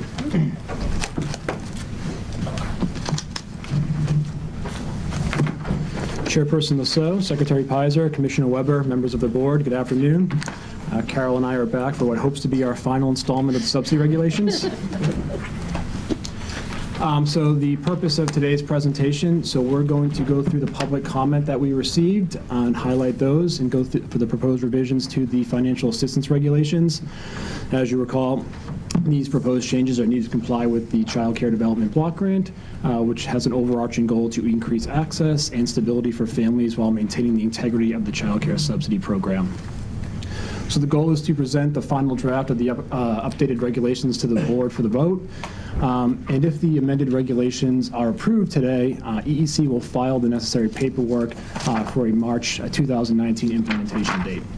Now, as to why the delayed implementation date, this will allow the department sufficient time to update its CTFA system and complete all of the policy documents and train the subsidy administrators. So it'll give us some additional time to get all of that completed. So this is just a quick timeline to give you an update that you've seen this slide before. So where we are is at December 11th, the board meeting to vote to promulgate the revised regulations. If we get approval today, the regulations would take effect in March of 2019, and then we would just note that in April of 2019 is when our federal monitoring begins. Okay, so a quick overview of the public comment period. So the public comment period dates were from October 11th of 2018 until November 19th of 2018. During that time period, we held 3 in-person public hearings on November 14th in Boston, November 15th in Springfield, and November 16th in Worcester. So of those 3 public hearings, only 1 entity attended and provided oral comments at the hearings. However, we did receive 4 entities that testified at the EEC board meeting on November 13th, and we treated that as public comment. We also received and can track approximately 218 comments from 27 different groups or individuals. So during this time period, we also did receive a separate petition addressing EEC's parent fee chart, so we treated that as part of the public comment period as well. So as far as the topics that were addressed in the public comment, we have some high-level topic areas that were addressed, and we've categorized them into 9 different topics. So there were 35 comments on parent fees, and most of these comments related to the provider responsibility for the collection of parent fees. The next topic was related to attendance. We had 31 comments related to attendance, and most of these were related to the change from 30 absences in a 6-month period to the 45 absences in a 12-month period. The third topic was temporary and non-temporary changes, and we received 16 comments that were focused on changes during the 12-month period, and this is mostly regarding the parent reporting requirements during that time period. We did receive 16 comments related to the appeals process. A lot of these related to the scope of the appeals, as well as some due process rights related to the appeal process. Number 5 was related to reauthorizations, and we did receive 16 comments, and these were focused on the inability to create temporary authorizations within the 12-month period. Then we did receive 14 comments related to service needs, and this mostly related to the special need of parent as a service need. Next, we did receive 11 comments on homelessness, and this was related to mostly the 2-year cap that we had on service need, on homeless as a service need. The next is the documentation requirements. We got 8 comments, and this was around EEC's policies and regulations related to the flexibility of providing proof of residency. We also did receive 3 categories that were tied at 7 comments apiece, and this was related to GED and ESOL as a service need, provisional authorizations, as well as general terminology. Can I just ask a quick question? Sure. Do you track, I'm interested in whether the comments mostly come from intermediary organizations and those who sort of oversee the field and or support the field versus those from providers. Do you hear from providers, or do you mostly hear from intermediaries? So, did you want to? So as part of our tracking process, we do have a spreadsheet that tracks all of the parties that were involved. Right. So we did see a mix of different agencies versus providers that did send comment. So of the public comments that we did receive, we identified 113 unduplicated comments, and we proposed the following based off of that. So 9 of these comments were positive feedback, so they require no action. There were 3 comments related to changes that EEC has deemed that were mandatory changes in order to comply with either state or federal law. We had 6 comments related to changes EEC is choosing to include in the proposed final regulations, so not necessarily for state and federal law, but that we have discretion to choose from. There were 9 comments that we received related to technical changes, and we found those were acceptable, so we're willing to change those. There was also 78 comments. We have 78 recommendations that EEC is not advising to accept at this time, although we're looking at 20 of those to possibly explore through policy. We did get... Can you give an example of each of those, not advising, and one that you're recommending for policy consideration? Yes, we're actually going to go into that in more detail as we're go through the... Yeah. So we did get 8 comments that relate to just the policy, and they weren't actually addressed in the regulations, so we're actually exploring options to address those as well. Now, after the public comment period had ended, as you heard from some of the individuals in the public comment period today, we did engage a representative group of subsidy administrators. We did have 3 fruitful meetings, which we were able to talk about the comments and possible modification to policy. And we did have a very, like I said, a fruitful couple of meetings to engage the field. These members included representatives from MADCA, the Alliance of Mass YMCAs, the CCRNRs, Family Child Care Systems, and contracted providers. So we did include their policy recommendations in this presentation. So now we'll go into the mandatory changes that we identified from the public comment that will require change due to state or federal law. So the first one is the modification of non-temporary change in adding the definition of temporary change. So this is something that we actually added to the interim policy guide after October 1st of this year. So when we implemented the interim policy guide, we got feedback shortly after from our federal partners over at the Office of Child Care that we needed to make some modifications. One being we needed to add the definition of temporary change into our interim policies and ultimately our regulations. So a temporary change is any time-limited absence from work or for seasonal employment, or it's time off to care for a family member or a medical need. So these are situations where we're not allow for a termination of that authorization. Essentially, it's a temporary change. Their child care should continue throughout this period. So this definition is copied right from the final rule. We add that into our interim policy, and we're now going to be adding it into our regulations.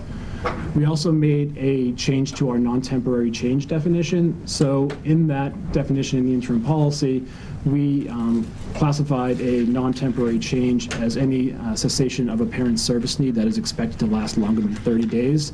Our federal partners at the Office of Child Care wanted us to extend that to 12 weeks. So instead of 30 days, so we made that modification both in our interim policy and in the proposed regulations as well. Now, we did get a lot of public comment in this area, and really what it focused on is the reporting requirements related to the temporary changes. So when you're reading the final rule in CCDBG, it says that there shouldn't be any necessarily reporting requirements for temporary changes.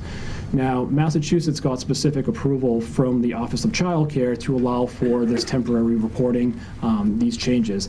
And the reason that we got that approval, and actually we sought that approval, is that Massachusetts is pretty unique in how we pool our funding. So we claim funds both off of the Child Care Development Fund as well as the TANF block grant, and we pool these funds together. So approximately between $200 million and $250 million have to meet both program requirements. So they have to meet CCDF rules as well as TANF rules. Now, the rules with TANF is that the family must be engaged in work or some sort of work-related activity, so a job search activity. So the temporary change is necessary for us to properly claim those funds. So if we don't know whether they're not working at, we could potentially be getting an improper payment and not claiming properly. So while we're allowing for, the Office of Child Care allowed for temporary changes to be reported, but we're not going to act on it. So essentially, if they don't report it, or if they do report it, we won't make any changes. If they don't report it, we're not going to take any action for them not reporting it. So really, this is just a mechanism for us to track in our system so that when it comes down to claiming purposes, we're claiming properly, we're not risking any improper payments with the federal funds. Currently, we're still working through some reporting requirements, including what documentation will actually be required for the temporary change to ensure that it's the least burdensome on the family. So we're going to address that in policy. So the next piece is related to charging of absences for DTA-related childcare for active families with a TAFDC case. So currently under our budget line item language, it states that we should not be charging fees to families that have active cases through TAFDC. Now, with our proposed absence policy, in any absences beyond 45 days, essentially, the family may be billed at the state subsidized rate. Currently, DCF was exempt from that policy, and there was no exemption for DTA families. So reading this language, we generally applied that language to just parent co-payments, but we saw this as being inclusive of any parent fees, this additional charge. So we're going to add that to the regulations to ensure that active TAFDC clients are exempt from that requirement. They won't be required to pay for absences beyond 45.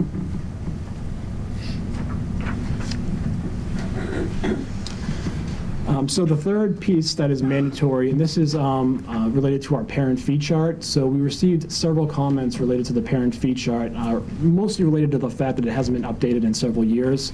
And many comments actually cited to parent fees being at 27%. So I just wanted to address that very quickly as far as 27%, because when we saw that number, we were obviously very concerned. So we looked into it a little bit further, and where this number came from is an Office of Child Care report that's posted on their website. So essentially, they require or request data from the states. It's called an 801 report that we send over to the federal government every year. It's basically a long document and string of numbers, and they will pull reports from this information. So we had sent this report, and this report was based off of FY15. Was it FY? I'm sorry, FY15 years. It's federal fiscal year 16, which crosses yeah. state fiscal years 15 and 16. Correct. Yeah. So this was a time that we were moving from our legacy system to CCF-based system. So there were some issues with the data. We thought that may be an issue of whether the data was actually accurate for that time period. So we looked back at the 2 prior years for the reports that were pulled during that time period, and both prior years were actually at 9%. So it'd be very unlikely that it went from 9% the 2 years to the 27% that following year. So we attributed that to just some bad data during the transition period. But with that being said, we did also get a petition related to this time period, related to our parent fee chart. And I'm sorry, I was going to say, Tom, when do we anticipate the next federal report with this information? So we have submitted the data to the feds, and we anticipate sometime in early calendar year 2019 that information should be reported. So we're looking forward to that to ensure that it's consistent with the other 9%. So we'll certainly update this board when that information is available. Thank you. So as I was saying, as far as the petition for adoption regulations, we did get a petition related to our parent fee chart, and it cites to statutory language that basically states that we're required to have a schedule in place for revising our parent fee chart. And that is correct, and we actually wanted to add that into our proposed regulations. So we drafted language in the proposed regulations that will allow for a revised parent fee chart within 6 months of promulgation of these regulations. And then moving forward, we will align it with the completion of our market rate survey, which we're required to do as part of our state plan every 3 years. So within 6 months of the market rate survey, we anticipate looking at our parent fee chart and revising that. I'll just note that any proposed parent fee chart would be subject to the board review here, as well as a public hearing process and vote.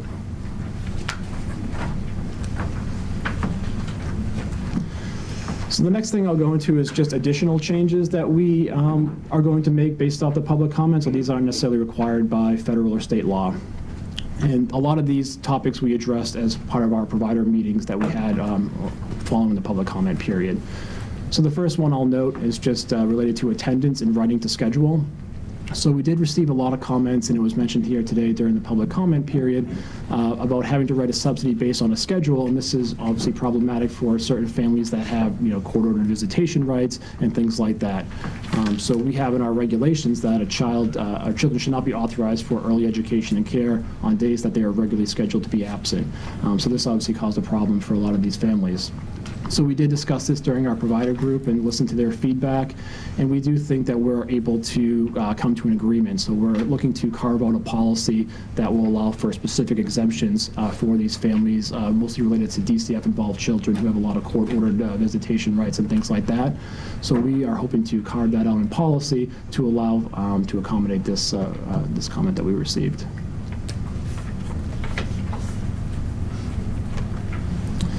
So another big piece is related to attendance and the 45-day absences. And what we were doing here is a lot of concerns about people exceeding the 45 days. So the major pieces from our research about families that exceed 45 days are DCF families and families that have some sort of medical condition. The child has a medical condition, either a short-term or a long-term medical condition. And these seem to be the bulk of families that are going over that 45-day period.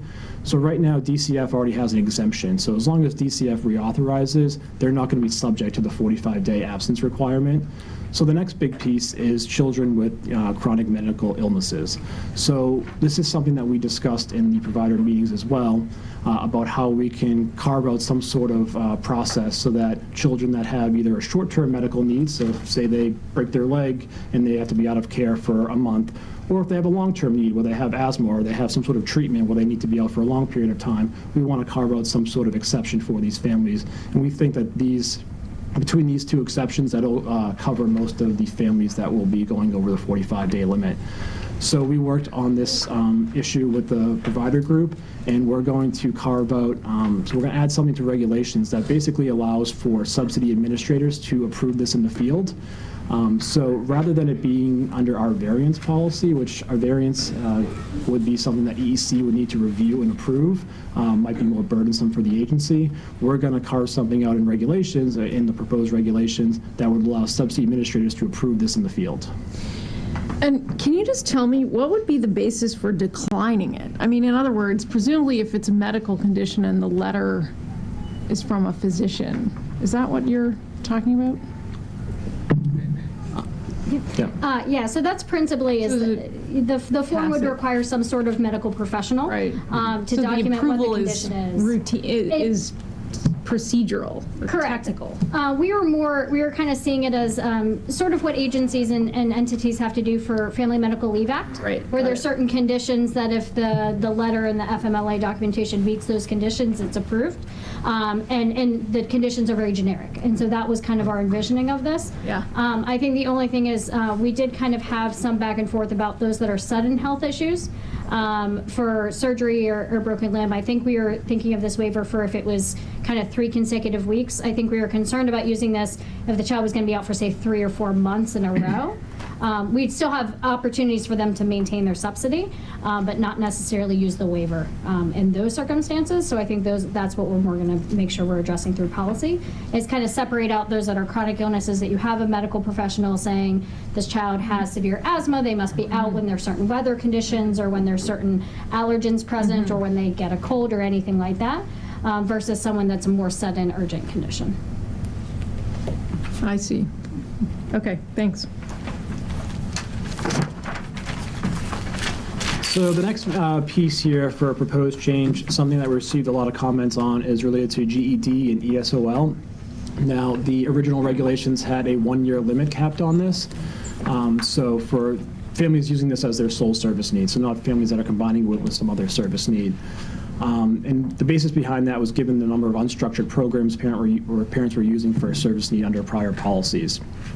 So under the proposed regulations, we're actually going to be aligning our definition of education and training programs with the Massachusetts Labor and Workforce Development's Mass Hire Eligible Training Provider List.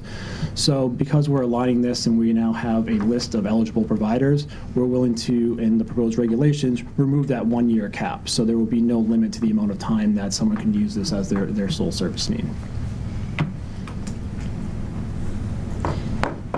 Got it. So the next piece for additional changes is related to our appeals process, and we did receive a comment related to our submission deadline for requests for hearing. So under current and proposed regulations, require the submission of a request for hearing within 7 days of a request for a review decision.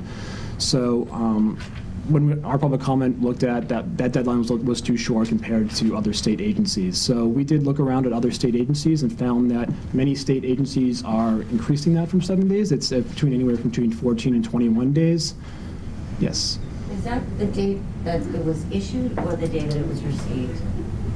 So the 7 days is from the date it was issued. So it has to go through the mail and.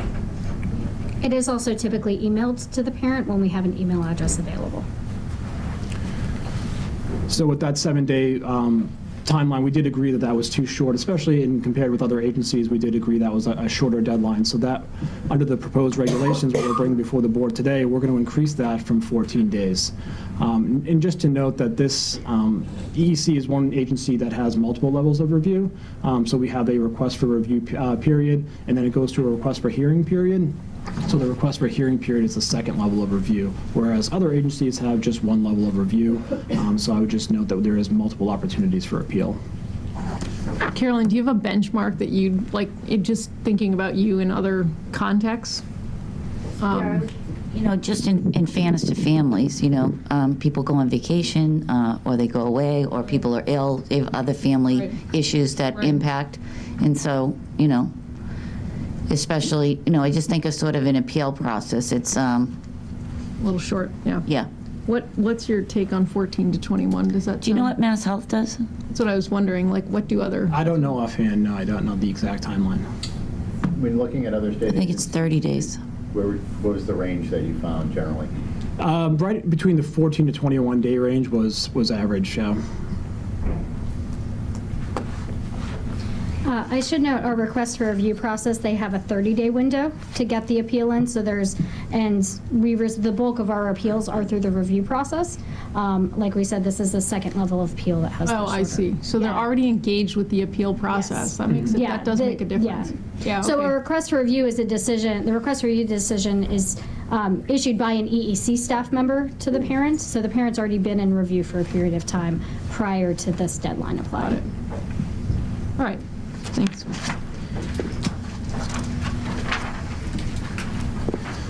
So the next piece that we'll be making changes to is a 12-week provisional authorization for parents with a potential full-time service need, and you heard this addressed in the public comment period today. So this is for families coming in off the wait list who have a part-time job, but they could move to full-time, and they have an EVF or an employment verification form that says they can move to full-time, but they need the full-time childcare in order to get that.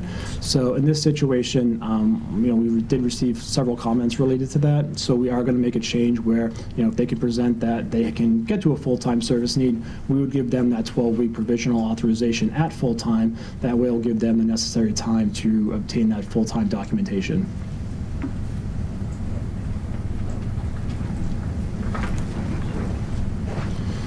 And then the next piece here is location of care limited to Massachusetts. So we did receive a comment related to our regulations that limit child care subsidies to be used in the Commonwealth.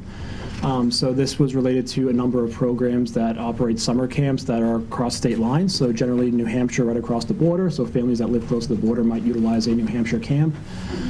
So we did make some changes to our regulations that would allow flexibility in this area so that down the road we can explore possibilities of making more options available for families, including going across state lines. One thing that we have to be focused on is that when we're going across state lines is that with the Child Care Development Block Grant and all the requirements associated with that related to health and safety trainings, monitoring, background record checks, all of that, we'd be responsible for ensuring that those programs across state lines are in compliance. So while we left flexibility in the regulations to allow for it, there's still some work that needs to be done and some development to ensure that we have that process in place. So just to push a little on that, is this a case where we're hearing from folks, look, the only possibility is over state lines, or we want to retain the right to go across state lines? In other words, do we have a sense of that this is an access problem, or it's more on the preference side? Just thinking about the burden of now taking on compliance in other states and thinking about our own scope and resources, I guess I just want to hear. It's motivated in no small part by the existence of some camps already that are over the border that we are making subsidy payments to. I see. Because the central billing location is a Massachusetts location. So you have families that live on border towns, in particular accessing summer camps in just over the New Hampshire border. What I would say, though, about the other states pieces is that through our work through the Child Care Development Fund state administrators, many states are entering into MOUs with each other because of the relative degree of standardization that the Child Care Development Block Grant health and safety requirements are bringing about. There's probably a better opportunity than had previously existed to be able to create a reciprocation agreement on similar standards. Yeah. And so what we're looking at here is really those small number of cases, frankly, that we would be limiting to summer camp type arrangements that we would want to consider as an exception to the within Massachusetts rule. And in fact, what I'm hearing is it would have been retracting. It's not necessarily adding, but retracting because you've already been making those payments. There are roughly a little less than 200 children who we know were involved in summer camp activity last year, for instance, on New Hampshire borders. Just to put a word in for our large children who go in New Hampshire, they do that in the summer. Yeah. Thank you. Yeah. Okay, great. So the next piece is some proposed technical changes. So there are 11 technical changes that we identified, and these are all very minor, so I won't go through all of them. Really, it's just changing some terminology around or making things consistent, changing some formatting. One thing I will highlight in number 6 is just changing a reference in our DTA-related childcare section. Where it relates to families being able to attain a voucher or a referral to a contracted slot. So right now we don't have an option for, and this just may have been an omission in the original regulations, but there is no contracted slot available for DTA clients. So it's just a voucher-only program. So we're just modifying that language to ensure that a voucher is issued to those families. But again, these are mostly pretty minor technical changes that we identified through the comment period.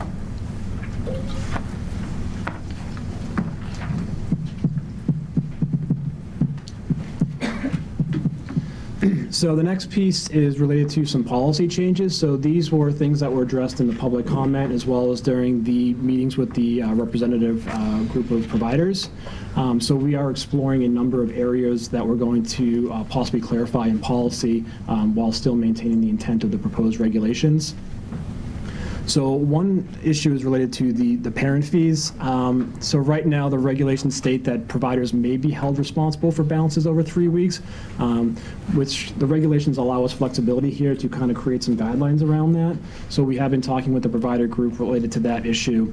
So what we will is detail these guidelines in policy, including policies on balances for parents and issues as far as termination, basically stating that termination is not required and that we're going to develop some policies around some repayment agreements. So if providers choose to engage the parent and the family on a repayment agreement, they'll have the option to do that. So we do have some flexibility in the regulations, and we'll explore that through policy.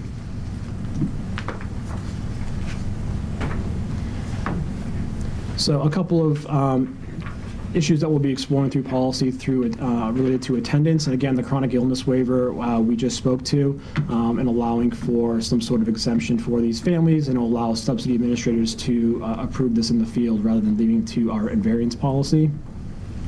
The next is related to approved breaks in care. So these are families that are maybe going away for a long period of time and they don't want to accrue a lot of absences, so they can go on approved break in care in order to not be have those absences tally out for them. So we're going to be providing clarification that parents may opt out of breaks in care as long as they acknowledge that absences may accrue.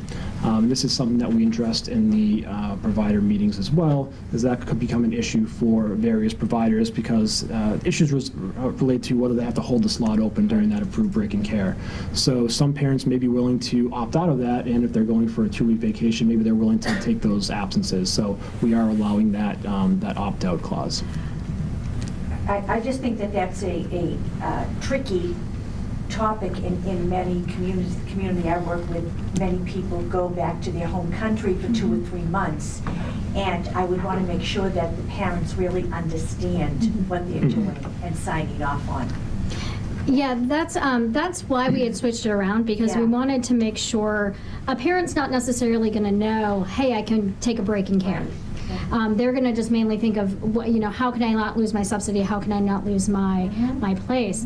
And so that's why we switched more to the default should be the provider talking to them about a break in care. But if that parent, say, is going away for 3 weeks and the child's never absent otherwise, and they want to take that risk, they're willing to pay their parent fee during those 3 weeks. They're willing to, if for some reason something happens and the child goes over 45, they're willing to pay for it.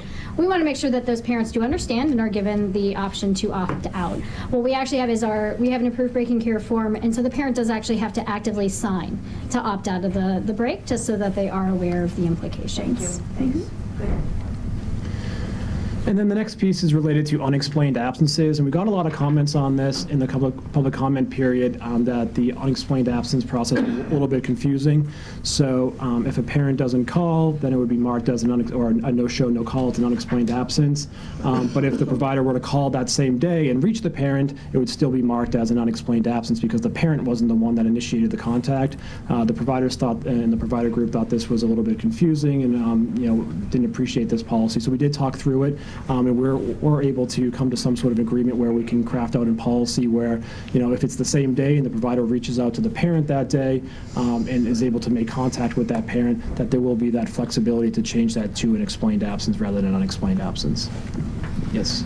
I'm just going to make a comment that as the parent of a child who's sometimes absent from school, it's sometimes initiated by them because I'm busy dealing with my child being ill and not have time to call. Right. So I do think, in fairness, the communication, who initiates, is not really that critical, just so long as it is explained. Because, depending on what's keeping your child home, it can be very time-consuming, and making a phone call is just not possible. And we can certainly appreciate that, and that was an issue that was raised during the group, so we're willing to make that change as well. So the next other piece is related to temporary and non-temporary changes, and really this is just some feedback that we received on providing further guidance to ensure that documentation requirements for parents and what those are and what will require parents to provide us during that reporting requirement. So we will outline guidelines and policy to establish what those documentation requirements are. So another policy change that we addressed is authorization and reauthorization, the in-person requirement. So under CCDBG, the rule states that the authorization and reauthorization process needs to be as minimally burdensome as possible on the family. So a lot of communication is done through email or through faxes and things like that. EEC is proposing that there needs to be one in-person visit in order to do the reauthorization process, and that is just so that it's a focus on having the subsidy administrator be able to educate the family during that time period. They can have an in-person visit where they can go through all the documentation, ensure that they know the policies, and just be able to really educate them on all of the different regulations and policies. Now, during the provider group, it was brought up that this could be a bit burdensome because a lot of times the family will come in first and they'll provide all of the documentation that they need for reauthorization, but then the reauthorization won't be completed right away. They'll need to come back for a second day, once the application and fee agreement is ready to go, and they'll have to come back for an in-person visit a second time in order to sign that documentation. So it actually becomes 2 in-person visits a lot of times because the documentation is provided that first day. So we heard those criticisms, and we talked through a lot of potential issues. So one thing that we're looking to explore in policy is to have an actual wet signature on just one document rather than it be the application and fee agreement. It may be a parent educational document that they sign the first day that basically states that they went through all of the different requirements and the parent signs off on all of the information that they received. That way, when they drop off the documentation, they sign that document the first day, they can mail back or fax back or email back the application and fee agreement and anything that requires an additional signature. And that way it will reduce the burden on the family from having to do 2 visits. They can just focus on having the 1 in-person visit.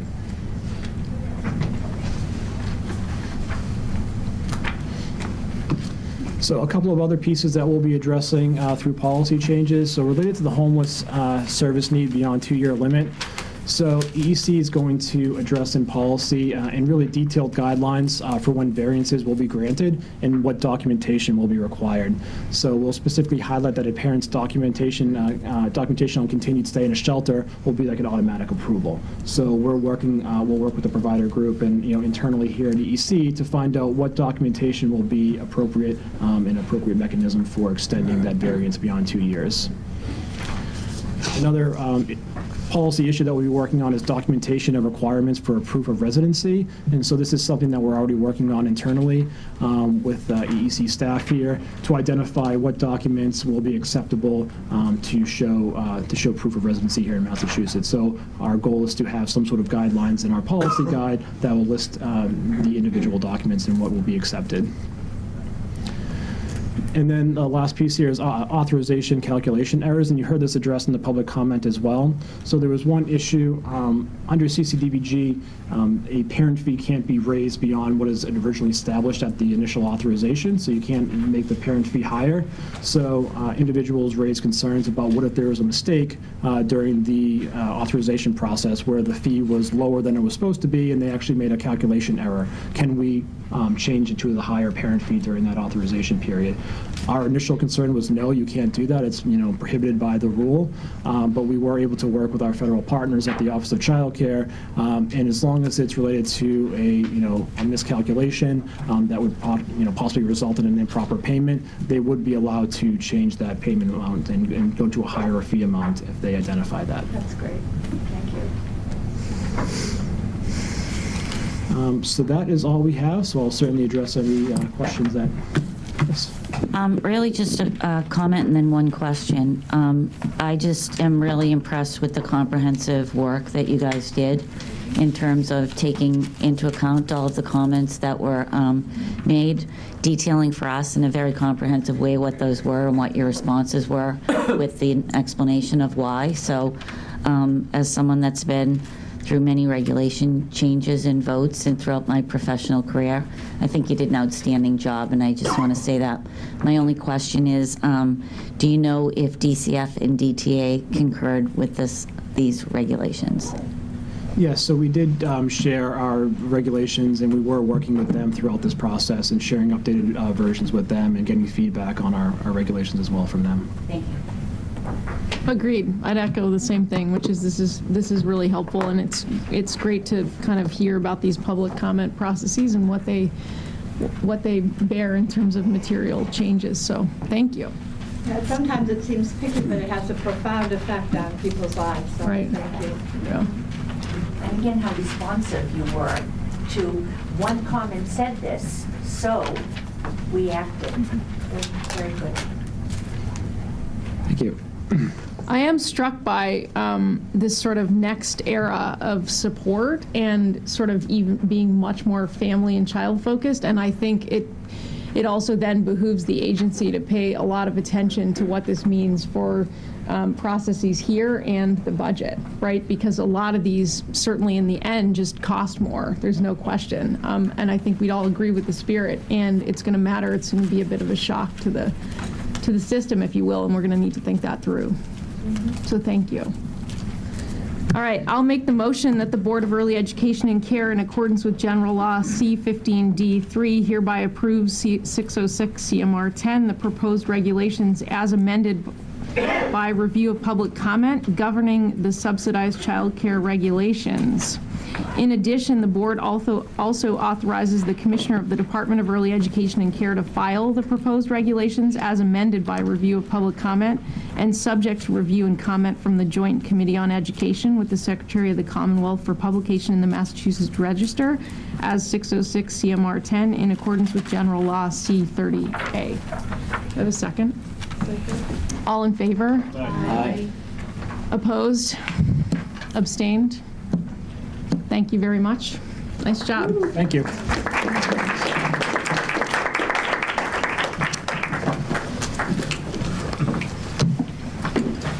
Great, so we have one final item on the agenda, which is the Commissioner's annual review. So as you're aware, we recently completed this review, and board members Katie Joyce, Eleonora Villegas-Reimers, and I undertook the effort, and we're pleased to present this summary to all of you. The review process drew on 3 data sources. First, the Commissioner's goals and objectives as presented to us in November 2017, a survey completed by members of the board, and interviews with 5 members of the senior leadership team, which we began as a matter of process last year.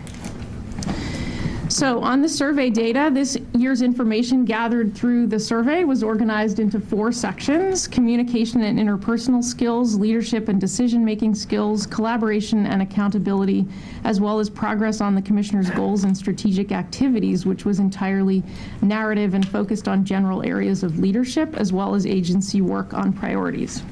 The first 3 sections were to be rated using a 5-point scale: exceptional/exceeds expectations, above average, satisfactory/meets expectations, developing/below expectations, and poor. There was also a space for written comments in each section. So, to summarize, this commissioner scored very highly in the areas of communication and interpersonal skills, including listening skills to get to resolution on difficult situations, accessibility to board members, his passion and commitment to EEC's mission and vision, and his leadership in moving forward the agency's large-scale initiatives. In addition, responses to a number of questions resulted in a pattern of scores that were largely split across exceeds expectations and above average, with just 1 or 2 responses of developing satisfactory or developing expectations for each question. These included developing a capable and diverse team to maximize the agency's performance, working closely with and informing the board, as well as working in partnership with EOE and other commissioners, anticipating and adjusting to change, making sound decisions in difficult or confusing circumstances, providing timely information to the board, and attending to the evolving needs of the field. Questions on which the responses were distributed across all 4 ratings included those focused on coordinating the many moving parts of the agency, stepping outside comfort zone, and taking calculated risks.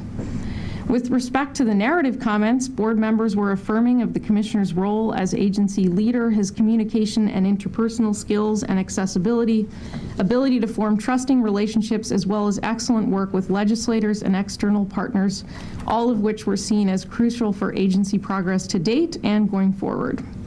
While acknowledging the strain on agency capacity and resources, including several comments about the daunting nature of CCDBG through no fault of the agencies, several board members nevertheless encouraged even more urgency around the work and faster pace to bring projects to completion, as well as deeper work on agency capacity to match the stage and status of work. One theme running through the comments from one respondent suggests the information available was too limited as a basis for analyzing progress and work of the agency.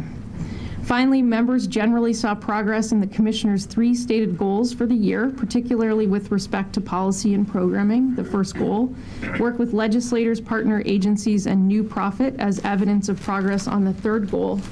Several board members noted there was perhaps not enough, some evidence that data had played a role in development of QRAS, but on this second goal, this was felt to be an area for which more information about data systems and work was needed.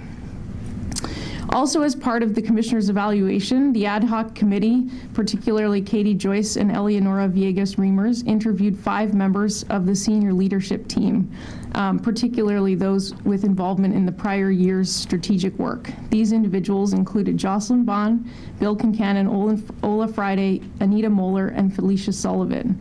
Interview questions were designed to gather input about the Commissioner's overall strengths and areas of growth, as well as his progress towards identified goals.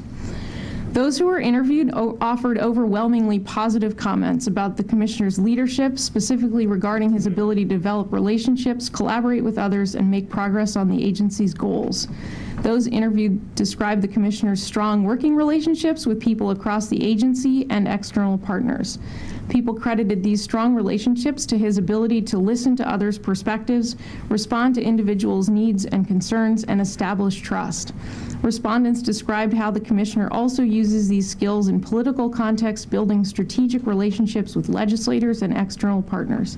They noted how these strengths have contributed to an organizational shift and progress on goals, especially with respect to establishing collaborations, one of the Commissioner's professional goals in this prior year. Respondents also described specific aspects of the Commissioner's management skills as a strength. Specifically, they appreciated how he trusts his staff to exercise leadership and provides valuable feedback that enables growth. Several interviewed mentioned how he goes out of his way to meet with staff and incorporates others' input into plans. Respondents also explained how his consistent communication has helped them coordinate the many moving parts of the agency. Lastly, several interviewed complimented the Commissioner's character and commitment to the work. He leads by example and makes ethical decisions. They also said the Commissioner's knowledge of the field and passion contributes to the agency's progress. When discussing the Commissioner's areas of growth and barriers to meeting goals, many interviewed pointed to constraints such as the new federal rules that have created additional demands, budgetary pressures, limited IT capacity, and a now outdated strategic plan as impediments that impact the agency's ability to meet goals. In particular, respondents indicated the Commissioner's volume of work is a barrier to progress. In addition, there was a sense that project-based management was a growth area, and thus that they support his plan to hire a Deputy Commissioner of Strategic Implementation to improve his bandwidth and the agency's impact. These constraints have impacted a couple of strategic goals, establishing internal structures and systems that promote even greater alignment between EEC units and integrating strategically identified data into the agency's operations and decision-making. Specifically, respondents indicated that the Commissioner could better articulate a vision for the agency overall and to coordinate the units. Moving forward, they suggest continued and deeper work on bridging organizational silos, strengthening IT capacity, and updating the strategic plan to achieve these goals. In summary, while recognizing areas of growth and identified opportunities to accelerate progress, the members of the senior team interviewed overwhelmingly appreciated the Commissioner's leadership. So, as a recommendation, given all of this information, the Ad Hoc Committee recommends that the Commissioner receives a rating based on the metric used in the survey of above average performance for the year between September 2017 and December 2018. We note to you that the Commissioner is aware that commensurate with the practices at the two sister agencies, the Department of Elementary and Secondary Ed and the Department of Higher Ed, for this year, action on salary increases has been deferred until ANF provides guidance on increases for all state employees. So likely early January, and in turn, we will make a recommendation then and put that before you as a separate vote in the new year. But to summarize, and most importantly, we thank everybody for participating in this process, and most importantly, we thank the Commissioner for his remarkable commitment to the Commonwealth's children and families every single day. So thank you. Questions or comments? I know, you should clap at some point.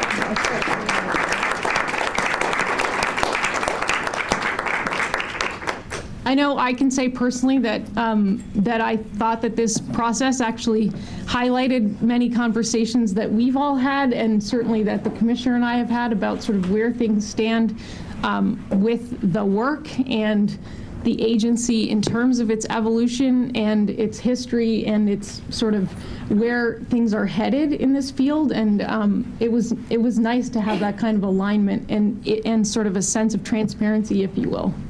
So thank you. Should we make the vote? I need to pull it out of my binder, I'm sorry.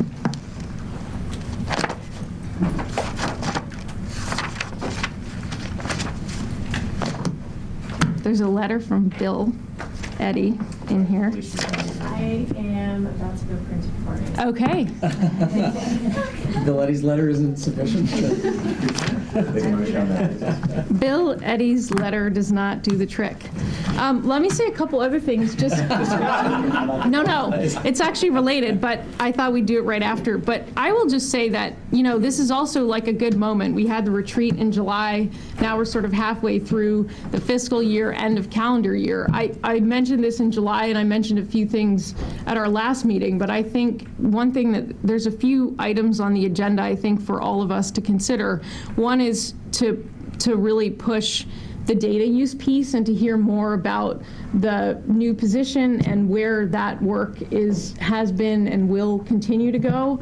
I also wanted to mention to all of you that I've been in conversation with Chris Gabrielli and Paul Sagan, who are the two other chairs, and we've been talking with the secretary about some funds and a project that would look at where there are clear opportunities to do some longitudinal data analyses in the state and where and when we kind of might be able to do that kind of thing, taking confidentiality and some of the technicalities of the data sets into account. But there's a sense that at this moment, it would be great to at least explore the opportunities in the longitudinal data use world and start to look at whether we've got some stories to tell about or not about impact and outcomes. That was one thing, and I thought I mentioned at our last board meeting it would be great in the coming months to hear more about the data use piece here. The second, the commissioner and I were speaking last week, we need to put transportation back on the agenda. I know that the CCDBG work has been very consuming, but we do need to return to that piece as early as we can, I think, in the new calendar year.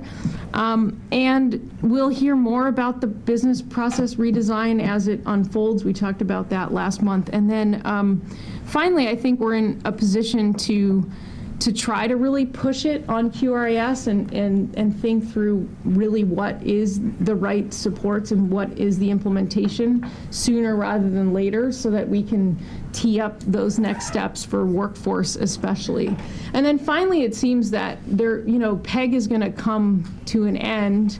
CPPI is a very small investment in comparison to PEG, and I think we're going to have to think through the preschool expansion piece and/or the preschool offerings. And I do wonder at some point if that's an agenda item for a joint meeting to think through the preschool space in general in Massachusetts. So those were just a few thoughts I had to kind of, just a few. On the list for But in all seriousness, they certainly continue to push on conversations and work that we have done already. I think the last thing I would flag, which I flagged after the retreat, is I do think that where Anita and her team have landed with the Strong Start, or the Strong Start framework for workforce, could well be the basis for an updated strategic plan. In other words, that all of that work is not necessarily captured in the current strategic plan, and that work is more specific in nature. It wouldn't be a comprehensive strategic plan, but it might be the reason to revisit the strategic plan. And some of you on this board are much more familiar with that document and that work to go into what we have now. So just want to flag that.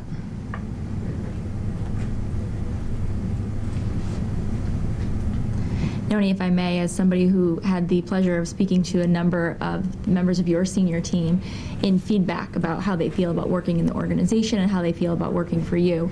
And I think anyone who's been a people manager knows that that's really the hardest job. It is extraordinarily challenging, particularly in the public sector, to retain and recruit and motivate people, because we know finances is not the way that you're doing it. You're doing it solely based on the fact that they believe in the organization, they believe in the mission, and I think what is equally as important is they believe in the leader, and that the leader believes in them.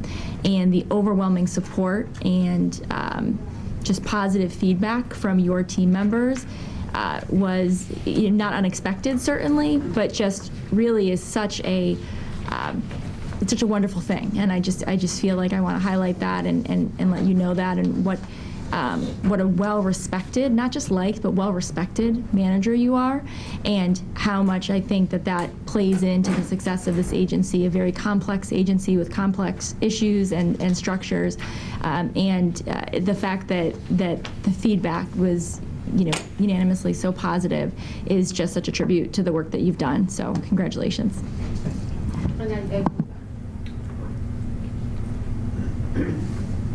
All right. Well, I'll make the motion that the Board of Early Education and Care approve the Commissioner's annual performance evaluation, including the Commissioner's performance rating of above average, as recommended by the Board's ad hoc committee as discussed at the board meeting on December 11th, 2018. The Board of Early Education and Care will review a proposal from the Board's ad hoc committee for a percentage rate increase to the Commissioner's annual salary on a future date to be determined. Got a second? Second. All in favor? Aye. Opposed? Abstained? Tom, it's a pleasure. Thank you. May I make some very Of brief course. remarks? Yes. I promise that they'll be brief. I want to thank the board for this process, and I want to thank the committee for undertaking something that honestly has real value to me as a review. To the extent that there were a lot of really kind, positive things that were just said. It must be acknowledged that there's absolutely nothing that I do within this agency that doesn't rely upon my colleagues for their inspiration and for their perspiration and for the unbelievable passion that they have for this work and the quality of the work that they do. And so for those of you that remain out there, and it is nice to look out and see multiple offices represented in the small collection of folks, we have an extraordinary group of people who believe deeply within the mission of this agency, and I'm so grateful for what they have been able to accomplish, and it's a privilege of mine to be able to work alongside my colleagues here. I want to thank the entire board for your support throughout the course of the year, including the Executive Office of Education and the Secretary. I have obviously the benefit of these board meetings, but I also have had the benefit of counsel on individual matters and on collective matters from each of you over the course of the year. It helps make me a better commissioner, and I can't thank you enough for that. I'd be remiss if I didn't point out the singular contribution that our chairperson makes to my role as commissioner. Noni is available to me 24/7. I reach out to her frequently. We're in regular communication. She reaches out to me. It's not simply a matter of support, but she is a constructive critic. She pushes on me, which I think a prime example would be that no sooner did I get my review than she provided me with a list of 6 items that we should be working on post haste. But it really, I didn't say that they were new items. I just said it was a list of 6 items. But she is a very, very devoted chairperson of this agency. She cares deeply about the mission, and I'm fortunate to have her as my chair. And I think that that it certainly has helped me up my game over the course of time. I would just say, in light of the evaluation, the things that will stand out to me are those areas for improvement, because they're what matter most, and we have areas for improvement. I do think that we are at a critically important time for this agency. I think we've undertaken work over the course of recent years to build an agenda that has achieved an inflection point, and for us to see this through, and I think the board budget framework really points to what it is that we're trying to see through, which is developing systems that are sustainable enough to be able to carry us forward, to really impact children's learning and their capability to be ready for school and to succeed in life, and for this agency to be in a position to be able to sustain the day-to-day rigors of this work and not to list every time we have to take on the challenge du jour, which is quite candidly the way in which this agency has operated throughout its history. We are at a point in which we can change that dynamic, and seeing that through is exciting work, and it's work that I feel passionate about, and again, work that I'm quite grateful to have each and every one of you here and across this agency working alongside me and undertaking it, because I think it makes a real difference in the lives of families in this Commonwealth. So thank you. Thank you, Tom. Well, I wish you all a happy holiday season, and we'll pick it back up in January. Thank you. Take care. Happy holidays. You too. Where are you, man?